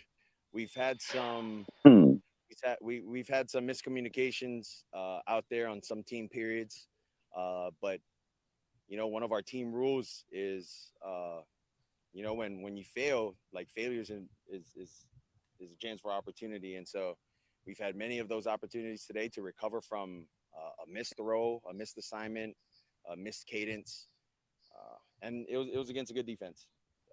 Couple final questions. They said they remembered what happened last year against the Bucks. I'm curious, how much is it on your mind?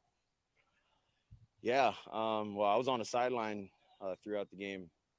I mean, anyone wants, any competitor would want to be out there to compete against a team like that.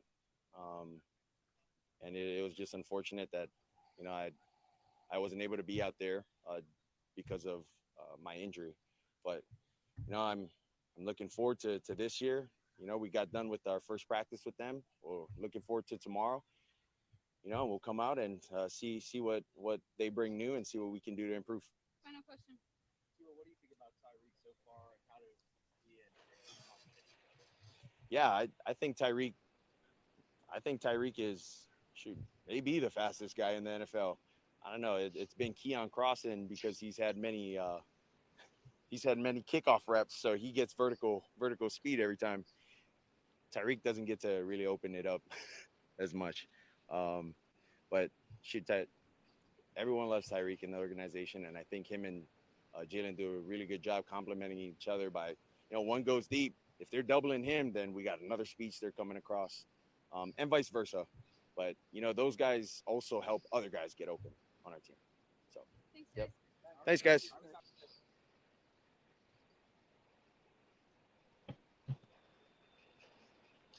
That was trash. That was the worst press conference I've ever seen. We're going to take a 10-minute press conference, a little over 10 minutes.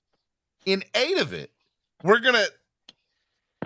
talking about the first inter-squad practice of the entire football season. We're going to talk about him and his dinner last night for 8 minutes, how much money he spent, who ate the most, what type of tip did you leave? Are y'all kidding me? Steven, what did you want from what did you want him to what questions would you have preferred to Pete, it was John, it was on the Christolakis. Pete would have had better questions than what that media just had for him. Pete would have had. Be honest now. They got on his golf game too. Come on. Oh my God, dude. Are y'all kidding me? It was like what did that you was want? Ask questions. What I want is questions. Hey, in the huddle, who was feeding the plays to you? What in your 2-minute offense was there? The run play. What did you see? What did you like? Why do you not think the run worked today? What was what was it about? Don't ask those questions. That's what I want to hear. I don't want to hear about those aren't questions for 8 minutes. Those aren't questions I'm gonna ask the quarterback. I ask the coach that. Do better. This is Gabriel. why. Hold on. This is why YouTubers are getting much more credibility in the media world, because stupid questions like that for 8 minutes of a 10-minute interview of a press conference. Stupid. Just dumb. That's why ESPN is dying. Keep telling y'all, bro. They pay all these talking heads to talk all that crap, and they want to talk about dinner and dessert. Pete, you would have done a better job, bro. You would have done a better job in that press conference. This is what I'm saying, Stephen. I would have been like, what is the difference between being with your offensive line against your own D line and now seeing the Tampa Bay? Did you see any upgrades? Did you see any difference? How did you feel? They didn't ask that guy anything like that. He talked about that somewhat. They asked him who was that. They said who Nobody answers that question in no press conference. What are y'all talking about? With Tua, and 8 of them they talked about his dinner tab from the night before. 8 of it. Good. I'm just saying they talked about the differences between the two defenses. They asked 5, maybe 6 football related questions in that whole thing, maybe more. I'll go back and figure it out. They didn't even ask him one time, guys. Not one time about the what type of defense did you see? What type of defense did you see when the play was opening up? Did you ever want to check down to a run? Were you scared that or not scared? Like what type of defense they were showing? Why were you like? These are questions that I want to do.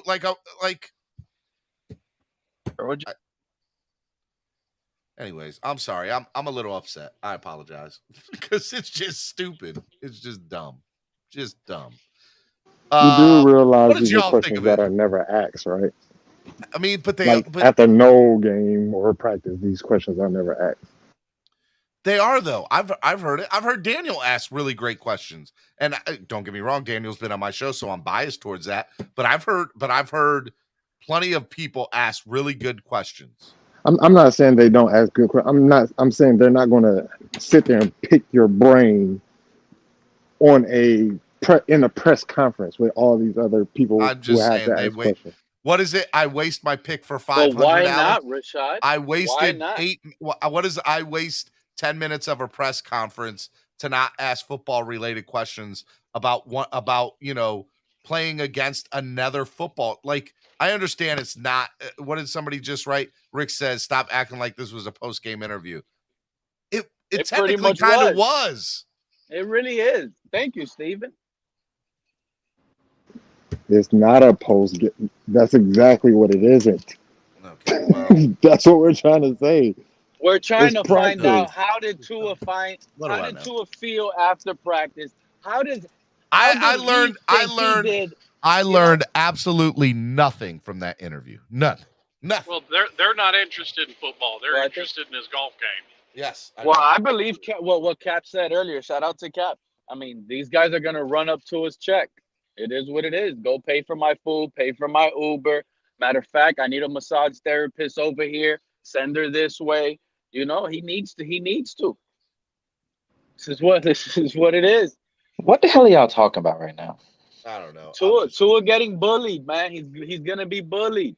Ain't nothing. I'm not talking about it no more. I don't think he's getting bullied, but I will say I do think there's something to the narrative that the media just I don't know. I don't know. Yeah, but Steven, go replay the way Tua said it. And then he laughs and puts his face down about the Uber. Because they're stupid freaking questions, man. Stupid question. It's like embarrassing.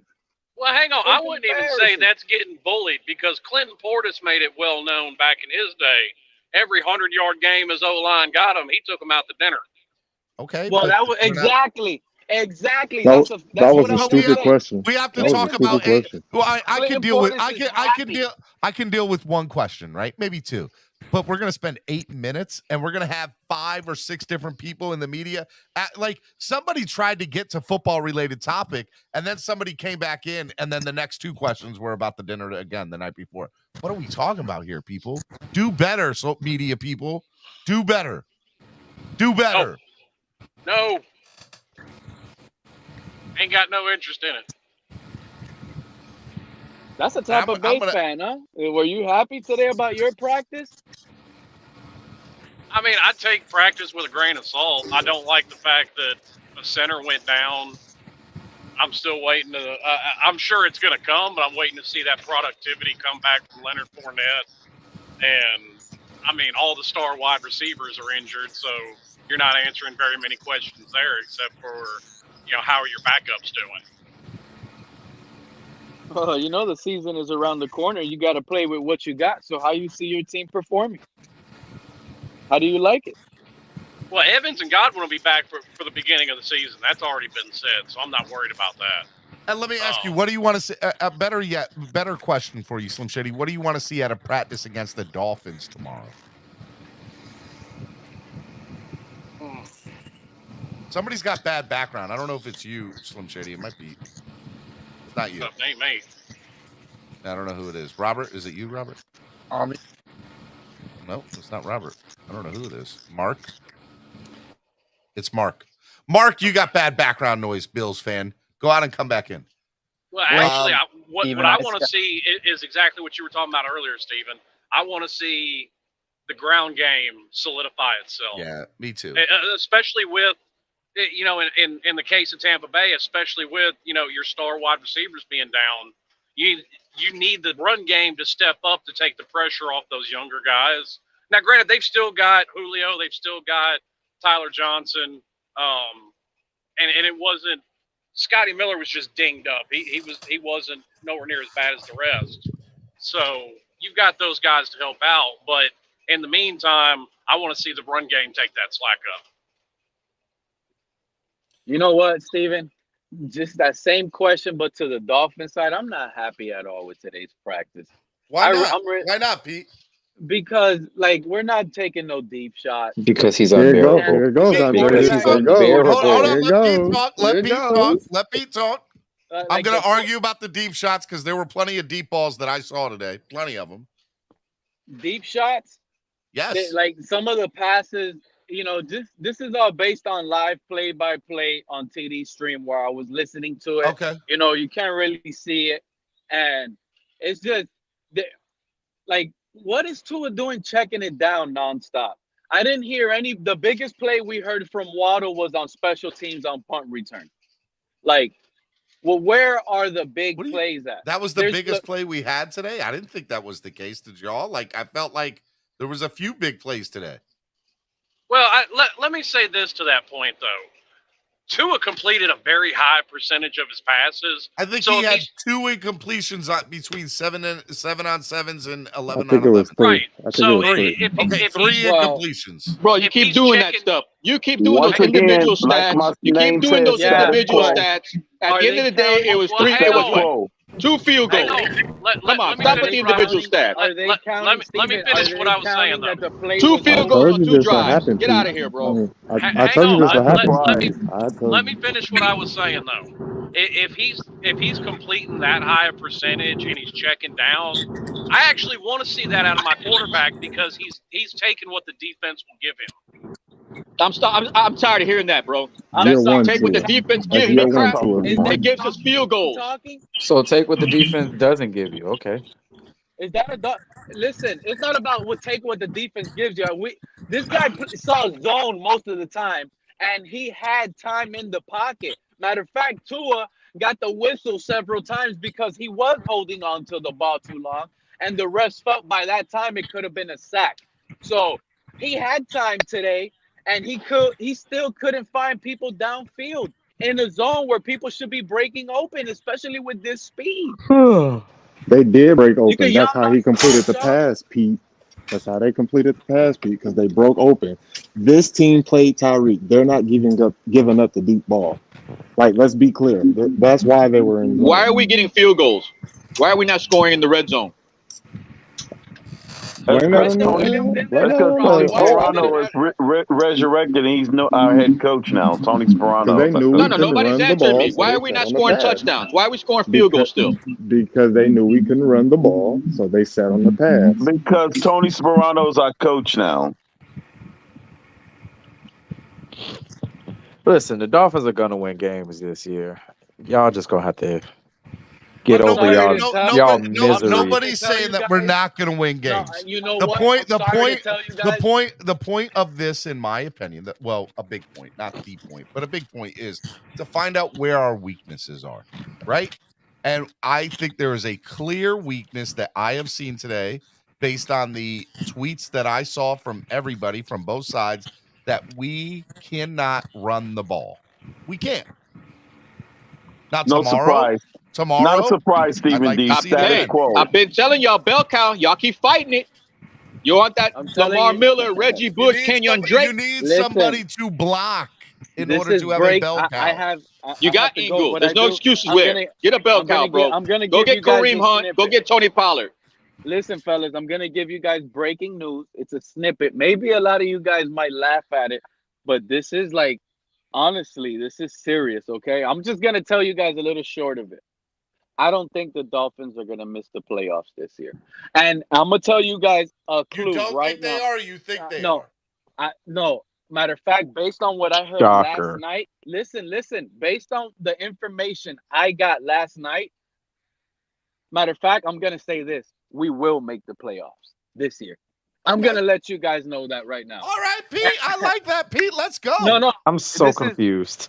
No, Pete, I respect you. I respect you. There's nothing to be confused about. We should have made the playoffs last year. You guys don't know the information that I got last night, okay?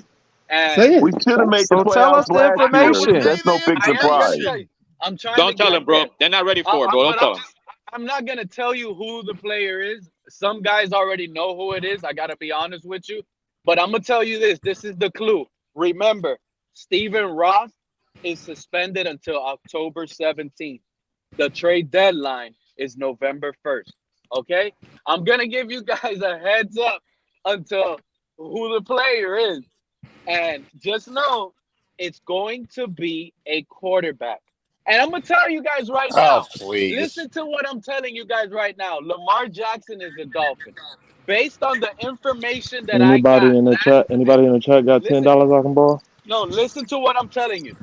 The Baltimore Ravens could not even compete with Stephen Ross's offer that I heard. Okay? Listen to what I said. Oh my God, Pete, just tell us what you It's a heard. wrap. Jesus That's what I heard. Christ. We're not missing the playoffs this year. Lamar Jackson is gonna be a Dolphin, bro. You're telling me there's a There's chance. So you're gonna trade Tua for an average running back? I'm telling you what Stephen Ross wants, and it's not even a joke anymore. And it's not Okay, even a so joke anymore. how do we Lamar know it's not a Jackson joke, is, Pete? and Just he's an tell average us. running back. They are out and left field all the damn time. You never get them right. Thanks want for the heads details, up, This Pete. is No. look. I don't want anything. Thanks, Pete. Thanks for the heads up. That's a heads up, and it's not out of We're the going to the question I playoffs this with don't want year. a Lamar heads Jackson. up. Thank I This you. want a year, full Thank you. document. No. this I year, don't want nothing we're else from not Pete, missing the please. playoffs. Good job, Is Pete. Lamar Our gonna come in and insider. flush Tua's head in the toilet too? Our insider, Pete, everybody. I'm just telling you what I'm hearing. Pete, what are you hearing? You're being very vague. Pete, I'm what? All I know, telling you. all I know is Pete I'm last has time been I telling wrong heard you about Pete. that. Look, hey, everything look. that I'm he's All had I telling since know you is he's that. last time come I to heard this Listen, channel. Pete called it and said that Tua was gonna fake a pinky injury, and he magically ended up faking a pinky injury. So I would not, that count Pete out whatsoever, bro. Did he fake I'm it, telling you what I heard. That was cute. did he You fake trying to it, or vouch for was he Pete, but benched? Pete is like 0 of 9 on quarterback predictions.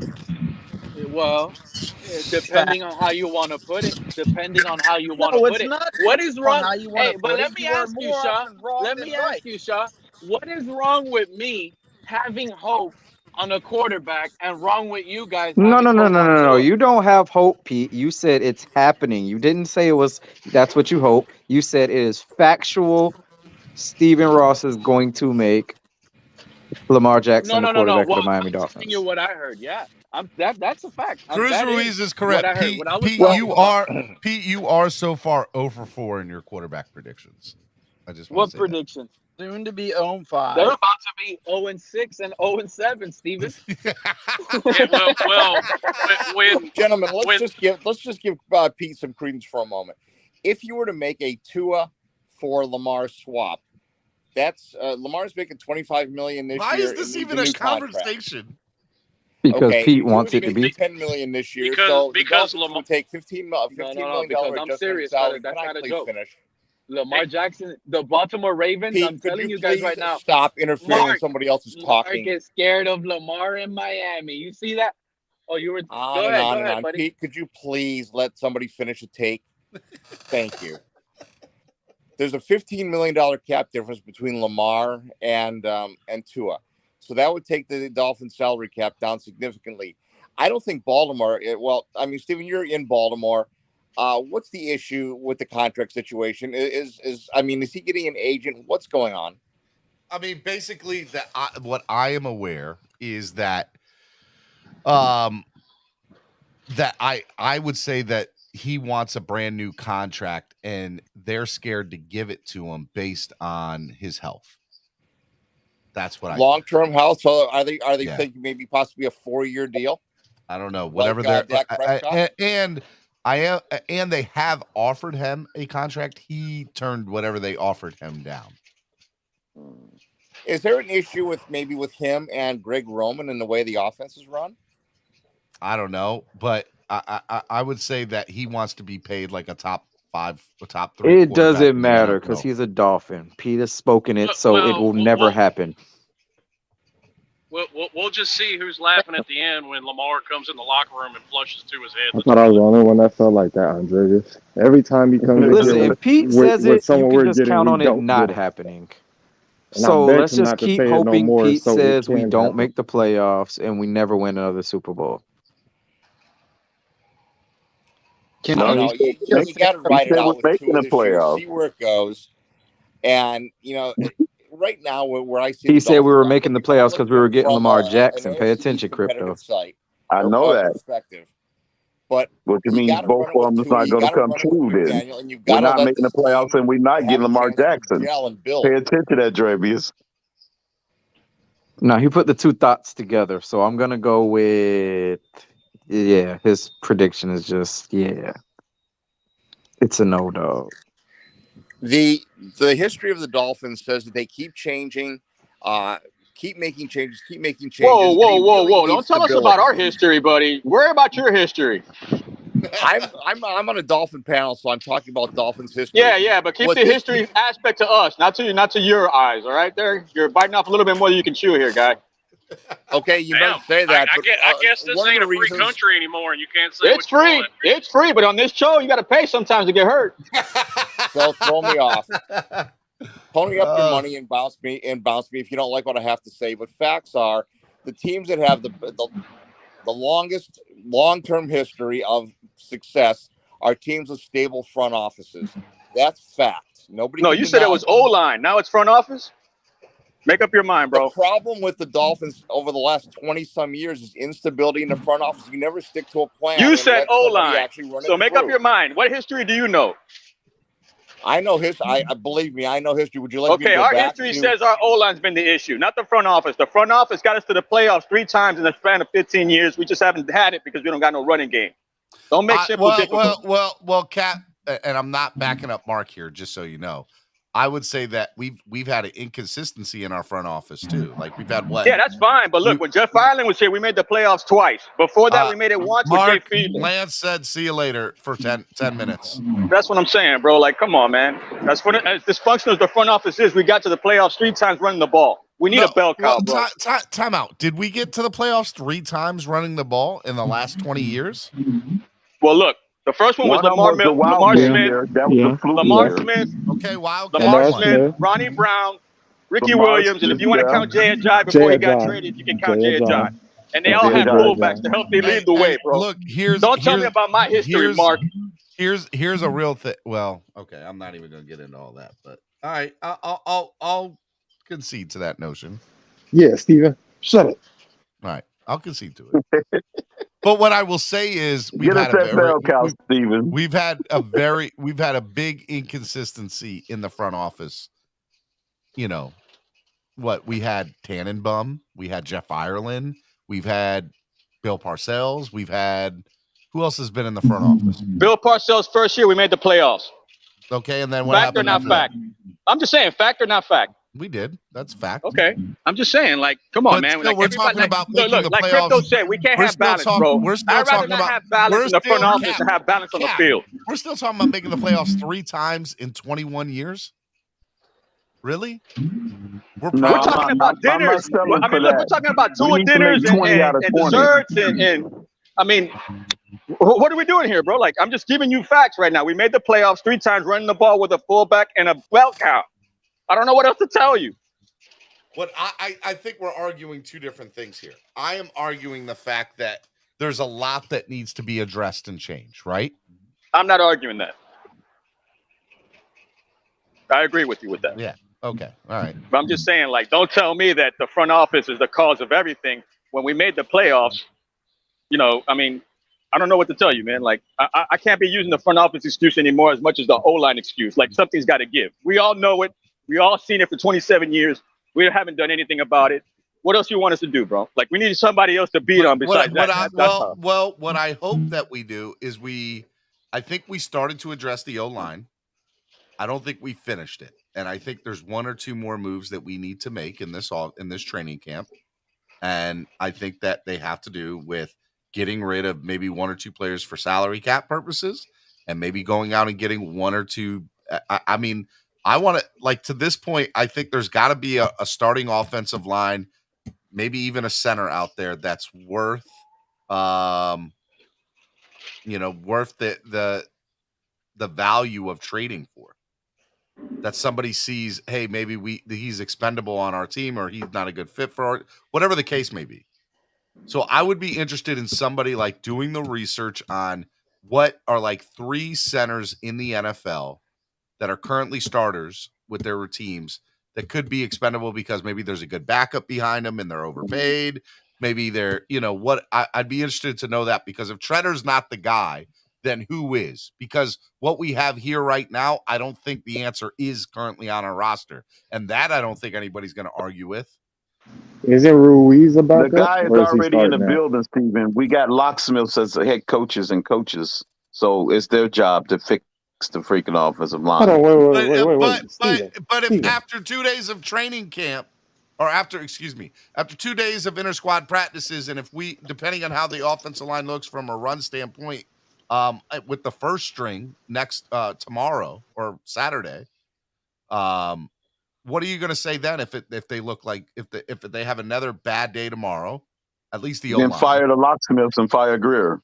You can't do that. Like, it's August 10th. We're not doing that. Name a solution that works now. Don't worry, Start making trades. You got to Start pull out making all the trades. You got to stops, start Steven. making trades. That's it. Nobody wants to do it. Everybody's like, "Oh, we got to keep the capital. We need it for next year." Or here's the But thing: if you make that trade and they fail and fall on flat on their face, then what? So be it. They tried. I, as a Dolphins fan, okay, I just want to know that they put their best foot forward and they gave a crap. That's it. Let me know that you cared enough to at least try to do it. Maybe they got a clue on how these new people want to perform. I can live with Steven. that. But it's not working, bro. What do you want? But We they read probably all already day got a today clue of of what's what going to be didn't the work. outcome, Steven. Huh? They probably already got a clue of what's going to be the outcome if they go get these guys you're begging for. So there's a point. So you're saying that what's available in potential trades and what's available in free agency isn't better than what we currently have on their roster. Is that what you're saying? That's what they're banking on because they haven't made a move that yet. what you think? That's I'm what I think asking that they're you a thinking. question. You think that No. they think that? Yes, because they haven't taken action. And so as a Dolphins fan, if we come to week 5, week 6, and we're 1 win, 2 wins, and we clearly see it's because of the O-line, bro, I'm going to be all about we better need to go out and get a O-line. All right, guys, real quick. Omar, I did have that same energy for Stephen Ross. Yes, I did. I was the one here talking about with Chris. Me and Chris were the only two on social media trying to start a thing called Toss Boss Ross. So, yes, I did have that same energy for Stephen Ross. Thank you, Omar. Call me out. Hello, TD Fins Talk. Toss Boss Ross. Hey, I only got 10 minutes, so if you got any questions, I'll try to answer. All right, everybody get on mute because there's a few things I want to ask. First things first. Well, hey, Steven, real quick. No. Hold on, Slim Shady. Let me get TD in here. Well, no, I got to get to work. I got to bounce. All right, Slim Shady. Be good, man. I appreciate you coming on, bro. All right, TD. First couple questions. What did you see out of the offensive line today? I want your honest opinion of the O-line. I think Mike McDaniel protected the O-line today. I don't think he wanted to. I mean, we had some plays where there was some sacks and we had some bad snaps, but not like as bad as it usually is in South Florida. But he protected them today because we got the ball out quick. We dinked and dunked all day, so you can't really gauge the O-line because as soon as we hiked the ball, we fired it. We were quick outs, quick fullback, dump down. It was a dink and dunk day.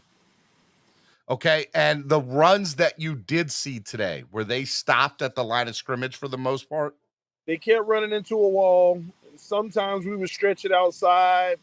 We may have had 2 to 3 runs that went for like 7 to 8, but they were all on the outside, close to the sideline where we got the edge and went up the sideline and got pushed out of bounds.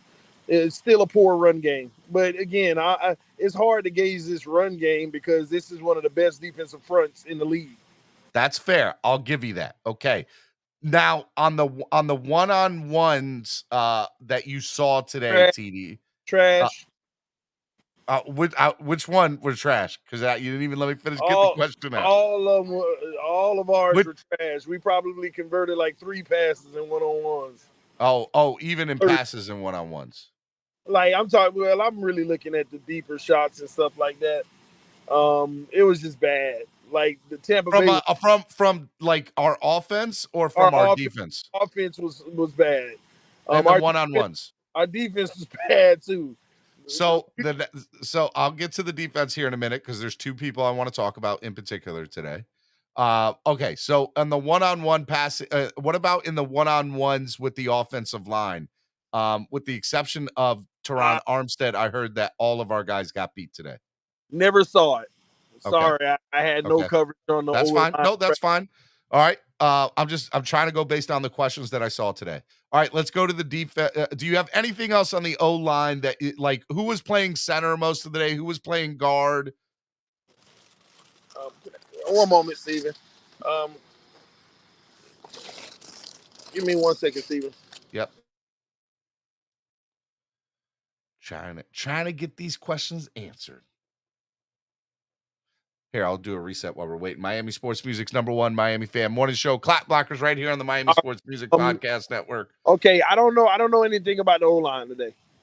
You don't know who was playing center or guard or anything like that? I have no clue. Okay. I just know that whole unit as a whole didn't get embarrassed, but they weren't good in the run game, and we just kept getting the ball out quick. So we didn't expose our O-line to do our offense. It was just I didn't like the offense today. Okay, even in the 7-on-7s and the 11-on-11s, where it clearly, from what I was getting from the reaction on Twitter, was we look good in 7-on-7s and 11-on-11s for the most part. Yeah, we look good because we completed almost every pass, but not a single pass was over 10 yards about in 7-on-7. So there was no deep balls in 7-on-7 or 11-on-11 that stand out to you that you can remember. The entire day we threw the ball past 20 yards one time, and that was Teddy on a terrible throw in double coverage that was short. Okay. One time. Now, one-on-ones, yeah, we took some shots, and it was horrible too. But in the regular practice with skeleton offense, 7-on-7s, and 11-on-11, one deep shot past 20 yards, really 15, the whole day. We got two passes maybe around the 10 to 15 range, and those were to Tyreek. Okay. All right. Let me and the last thing about the offense, and then we'll go to the defensive side. The 2-minute drill at the end. What did you think about the 2-minute drill at the end for the Dolphins on the offensive side? Disappointed in Mike McDaniel again. Dink and dunking your way down there, and you got 18 seconds at the 35-yard line. And I thought this offense with the weapons we have, you got to get a 20-yard chunk at least once in your minute 42-second drill. But what do? We didn't throw a single pass more than 7 yards. Just dinking and dunking our way down the field, and we get to the 35 and we stall. And we try to kick a field goal, and we didn't even get it off. Okay. We ran out of time. He kicked it like it would have been -3 seconds because he still kicked it, but the Bucs players were celebrating. No, he didn't get it off, and we still kicked it afterwards, but we didn't even execute very well. All right, let me go to the defensive side. Defensive side today in the one-on-ones that I saw, our defensive secondary guys were getting straight up killed for the most part. Just in the one-on-ones. I'm going to start it with one-on-ones. Okay, so one-on-ones, the defensive guys. We got murdered. Noah, and by the way, all their guys with the exception of Julio, their big three, Mike Evans, Cameron Brate, and one other person I think are out. Yeah, they didn't play. Godwin played. Godwin was out. I don't know if he was like practicing. I know he was working out on like in the end zone where I was. I'm not sure if he had reps, but regardless, their receiving core in one-on-one still ate our DBs up. Even X got ate up a little. Okay. All right. Now let's go. That's to one-on-ones. It's one-on-ones. Okay. But that's why I was mad about. That's why I was mad about ours because it's one-on-ones. The receiver got the advantage, and we didn't do good. We got 3 passes. We connected on like 3 passes out of 30. Really? 3 out of 30? No. Well, no. Okay. You may have had 30 passes in one-on-ones, right? Between everybody. we hit the little 5-yard outs and all of those things. Anything past 10 yards, we connected like 3 passes. Okay. All right. I get you. All right. Let me go to the 7-on-7 and 11-on-11s. Don't get into the 2-minute drill yet. I'll save that for last. 7-on-7, 11-on-11s. The players that I heard really stood out today were Keon Crossing had a humongous day, and Javon Holland had a humongous day, and Noah Igbenogany was getting straight up murdered all day. What do you have to say about those? Well, it's not true that Noah was getting murdered all day, and I'll tell you why in a second. But 7-on-7s, they were killing us across the middle. Again, linebacking core. It was one where Jerome Baker, man, had me pissed.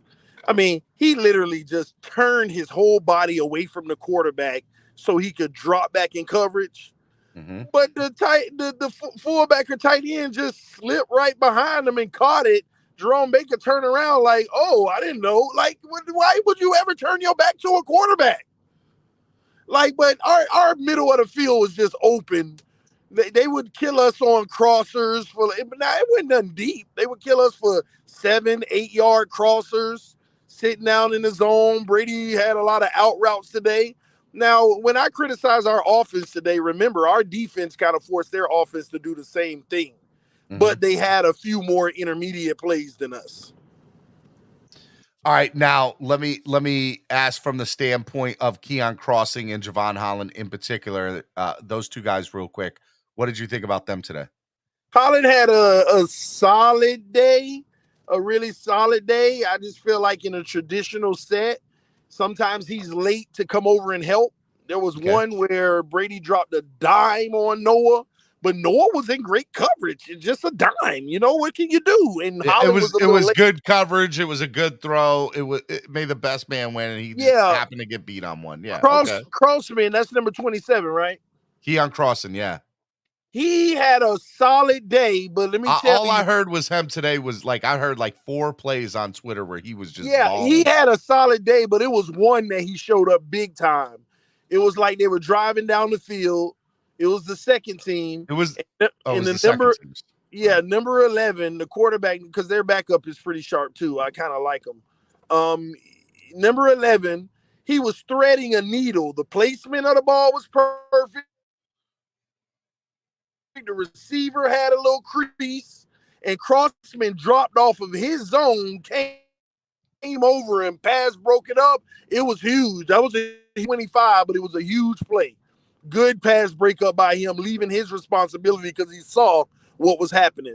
He had a really solid day. But this is what I got to say about our secondary. I know we want to talk about Noah getting burnt because on Twitter, I heard on Twitter. Hold on. I heard on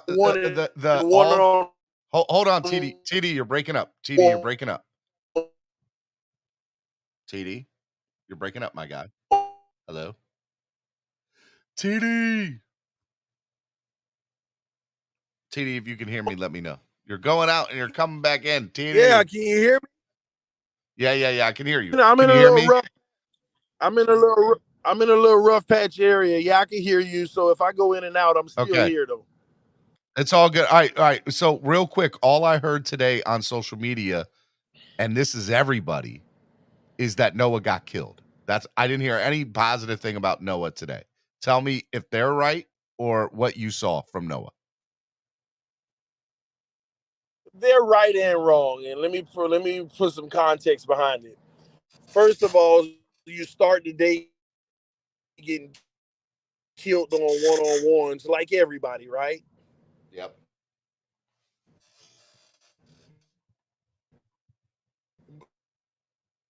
But, maybe you got killed a little more than everybody else. That already started you with a bad rep. 7-on-7s, and Noah was too. But they were throwing, this is Brady. Brady's going to pick a guy and take advantage of him. And of course, you're going to pick Noah and try to keep on taking advantage. And, it's just that a lot of balls went Noah way. But in 11-on-11, this is where I kind of disagree with people. Brady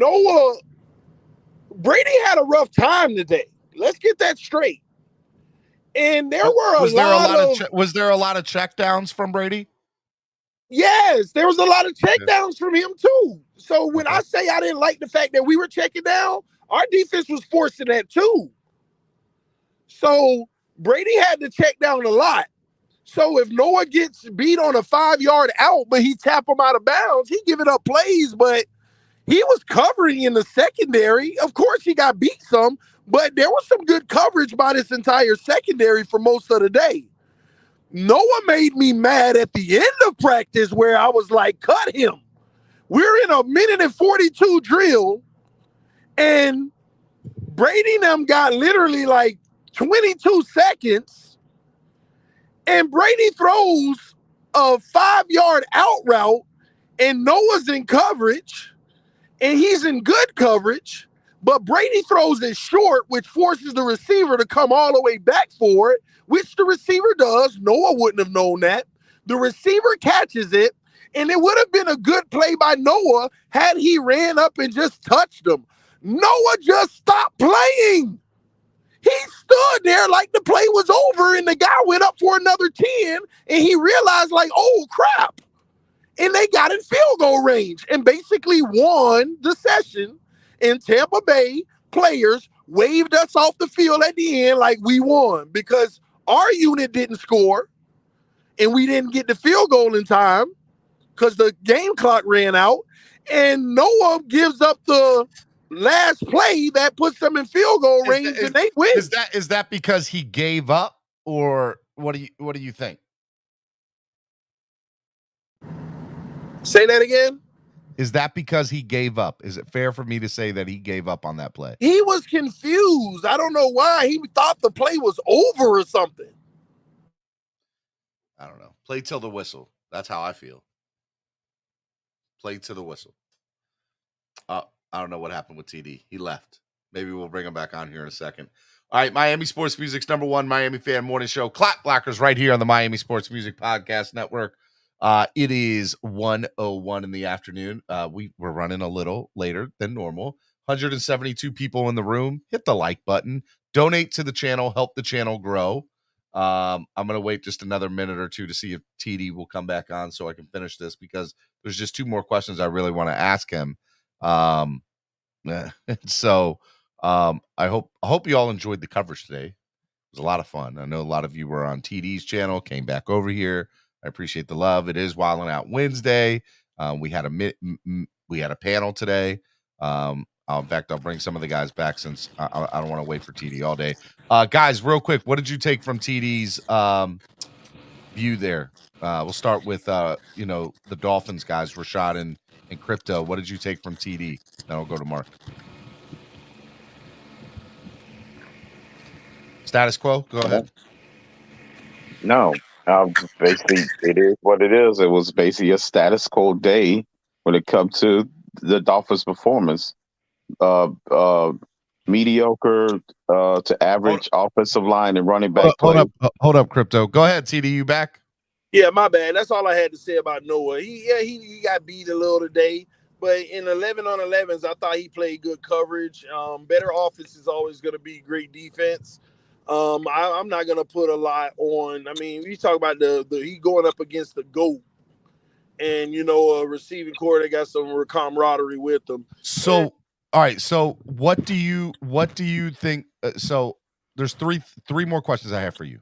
First question is high point and low points from everything today. What do you take away from today? High points for our team? Yes. And low points. The defense overall played great today. Okay. Brady the whole defense as a collective played great. The run D was excellent.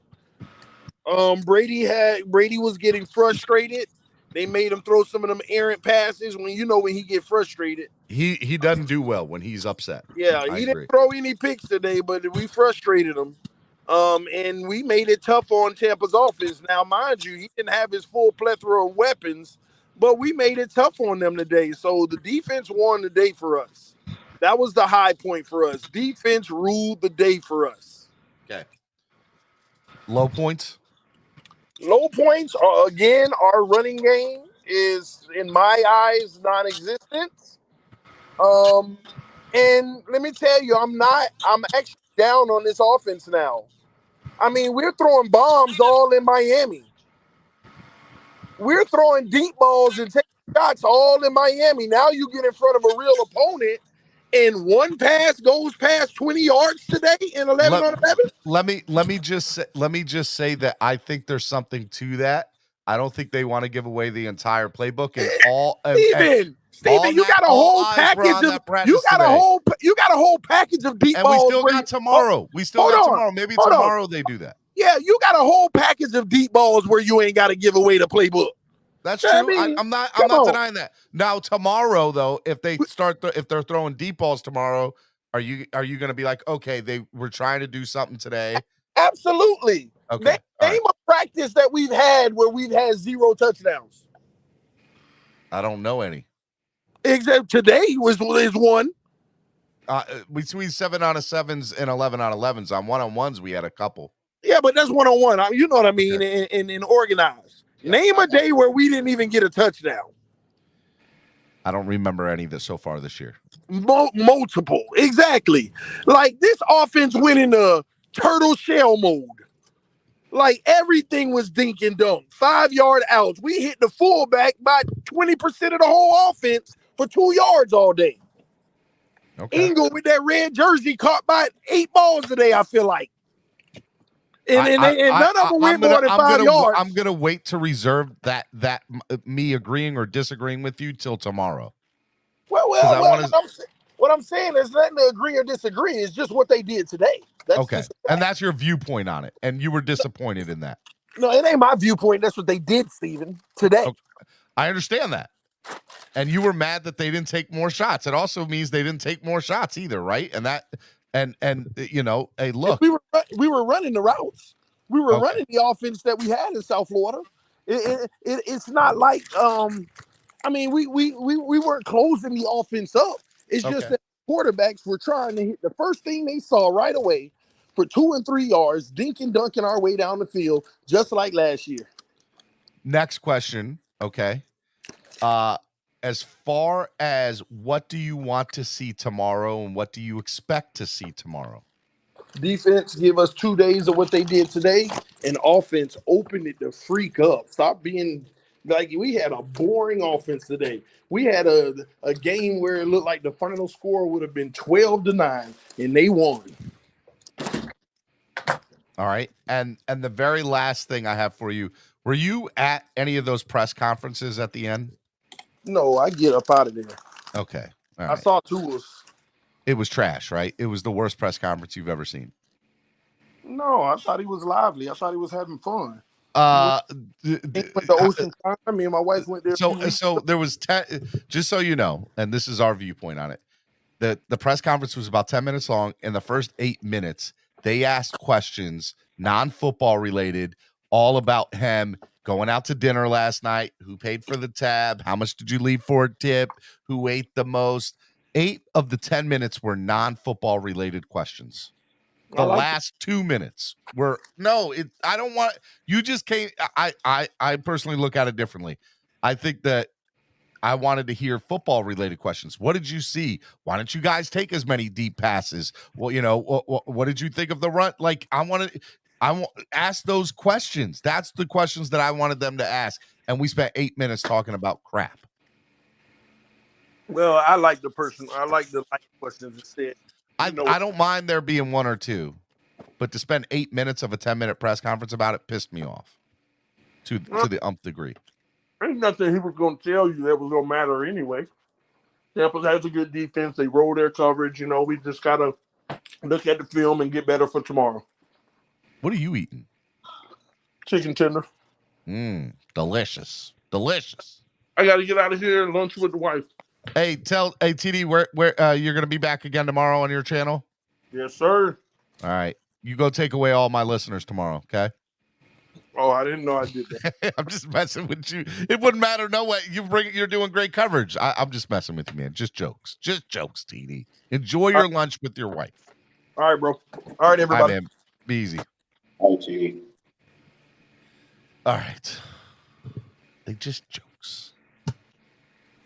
All right, what did you guys think? No, I think you were talking to somebody else. I can go if you like, whatever. Go ahead, Mark. Okay, I'm kind of impressed with the with the report. TD's always as accurate as he can possibly be. As I said, the defense looked really, really good, and I don't care whether the Bucks had their first string receivers or not. We know that they're top drawer, but what played today, and it went well. I think it also showed out that the Dolphins' interior line can stop the run, and I know there was a big argument about it before that the Dolphins can't stop the run. I think this team can stop the run. Another take that I had is, do we know the status of Tampa Bay's injured center that got carted off the field Yeah, today? supposedly it's just leg cramps. Nothing more than leg cramps. Okay, well, that leaves Treader on the table. We'll have to see about that. Anyway, I give the floor to any of my other Finns friends here. Andrevius, what did you think? What I think, season's over. 7-10. Count it. It's over. 7-10. Count it. After one day of I said two things. Season's today. over, baby. I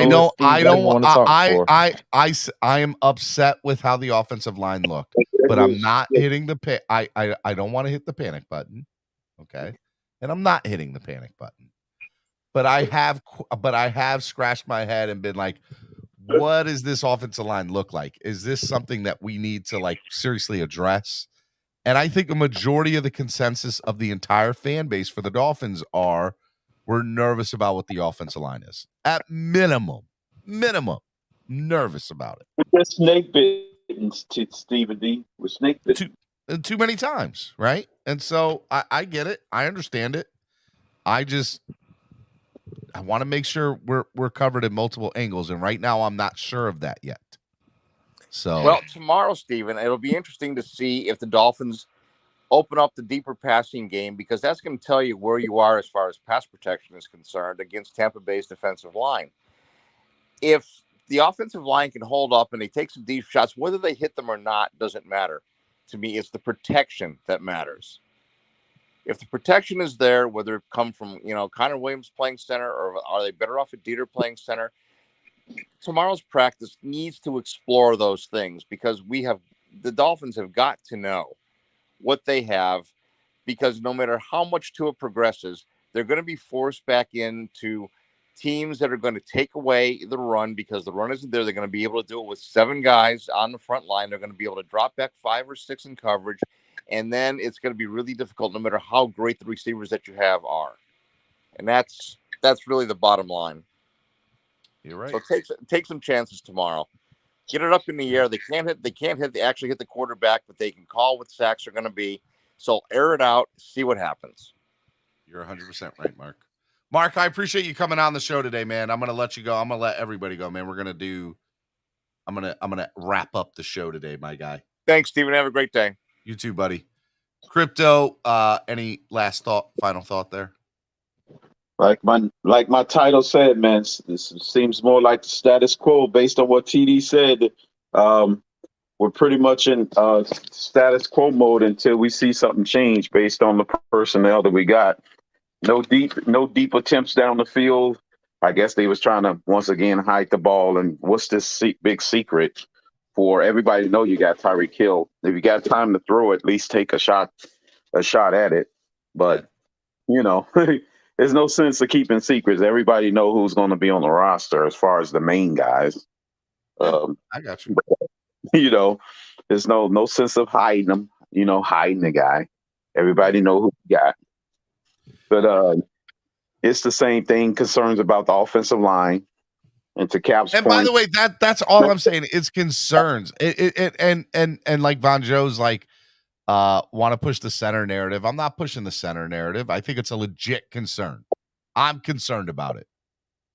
I think we got just enough personnel in-house right now with this new coaching staff that we got to give a shot as well. I'm not sold on that yet.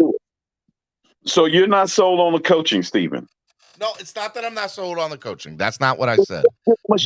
You said that we have enough in-house. I need to see it. Let me watch some preseason games. Let me see another couple more inter-squad practices. One between the Bucks and whatever. But they I will sold, admit, the longer we wait, the more people come off the table. they sold us on the fact that we got a bunch of locksmiths in the house now, and there's been no. I hear you on that, but if come week 7 we're 2-5, are you not going to feel like I was lied to again for the umpteenth millionth time? Then that mean it wasn't the previous regime's fault as far as coaching. Then that mean it was personnel.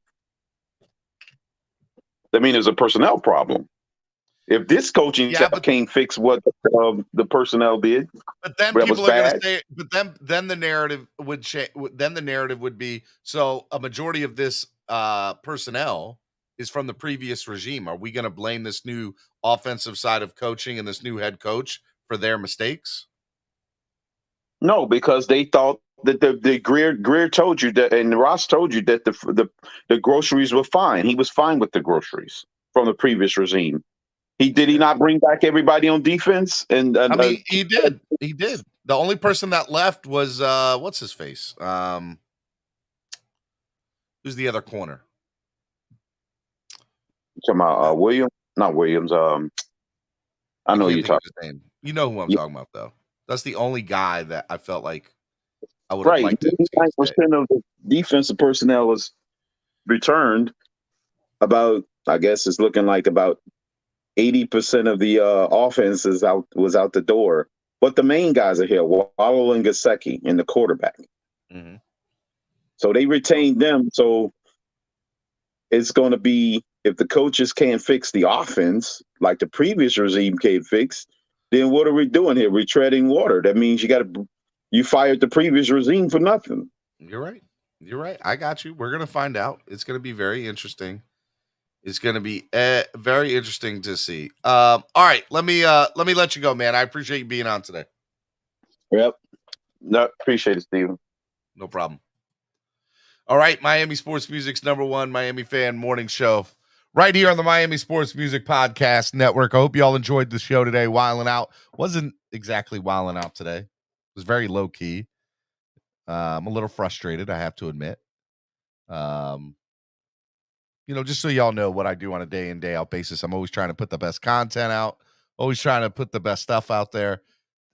These training camp days can get a little hectic. I'm trying to read tweets. I'm trying to make sure the chat is happy. I'm doing the best I can with that. I'm not going to make everybody happy. I just need to come to the realization of that. And I also know that some people are trolling for the sake of trolling's sake. But whatever I say, don't take it personal. I'm just telling you, I'm trying to do the best I can with running the show. And I hope you all appreciate it. And if you don't, can't make everybody happy. That's the way I'm going to look at it. But I hope you all come back tomorrow and each and every day. Tomorrow is Throwback Thursday. Friday is we're going to celebrate my birthday on Friday for Spread Continence Friday. So be prepared to party on Friday. Okay? Be prepared. Please donate to the channel. Help the channel grow. A couple different ways you guys can do that. You can use the YouTube Live Super Chat, which is the $sign down at the bottom of the chat. You can also use Cash App and PayPal. If you want to use Cash App, it's MSM Podcast Network. You can use the QR code right on the screen, or PayPal, MSM Podcast Network. Hey, look, we're trying to do big things this year. We're going to do 4 or 5 big live shows throughout the year from across the country. We're going to do some big stuff this year. And so I'm excited about it. And yeah, it's going to be good. Shake Money says, read your super chats. I did see that you had sent one, man. I was just trying to get those questions in with TD. And I did ask him, I said, were you at the press conferences? And he said no. And what did Tua have for lunch and what did he tip? I guess I'll do that, man. I appreciate it. Steven, can you play Sandlot on one of your shows one day, bro? Maybe I can do that. I'm gone too since TD left. This guy sucks, and this fat boy hating on TD. Fins talk. Who got real info? I'm hating on TD. I'm not hating on TD. I love TD. TD's that guy. TD's my brother from another mother. There's no hate here. There's no hate. No hate at all. Okay. I did donate. You didn't read my super chat. I appreciate it. Do this, man. G says spend this virtual $99.99 virtually. Can't do that. Can't do nothing with that, G. California says you're doing good, Steven. I appreciate it. Appreciate it, man. And I'm a fat boy? I didn't know that. I am gone since TD left. This guy sucks. Am I this guy? And I'm the fat boy? I didn't know that. Oh, well. Can't make everybody happy, I guess. Miami Sports Music's #1 Miami fan morning show. Oh, wrong thing. This is a Miami Sports Music Podcast Network production. This is the #1 Miami fan morning show. Clock Blockers.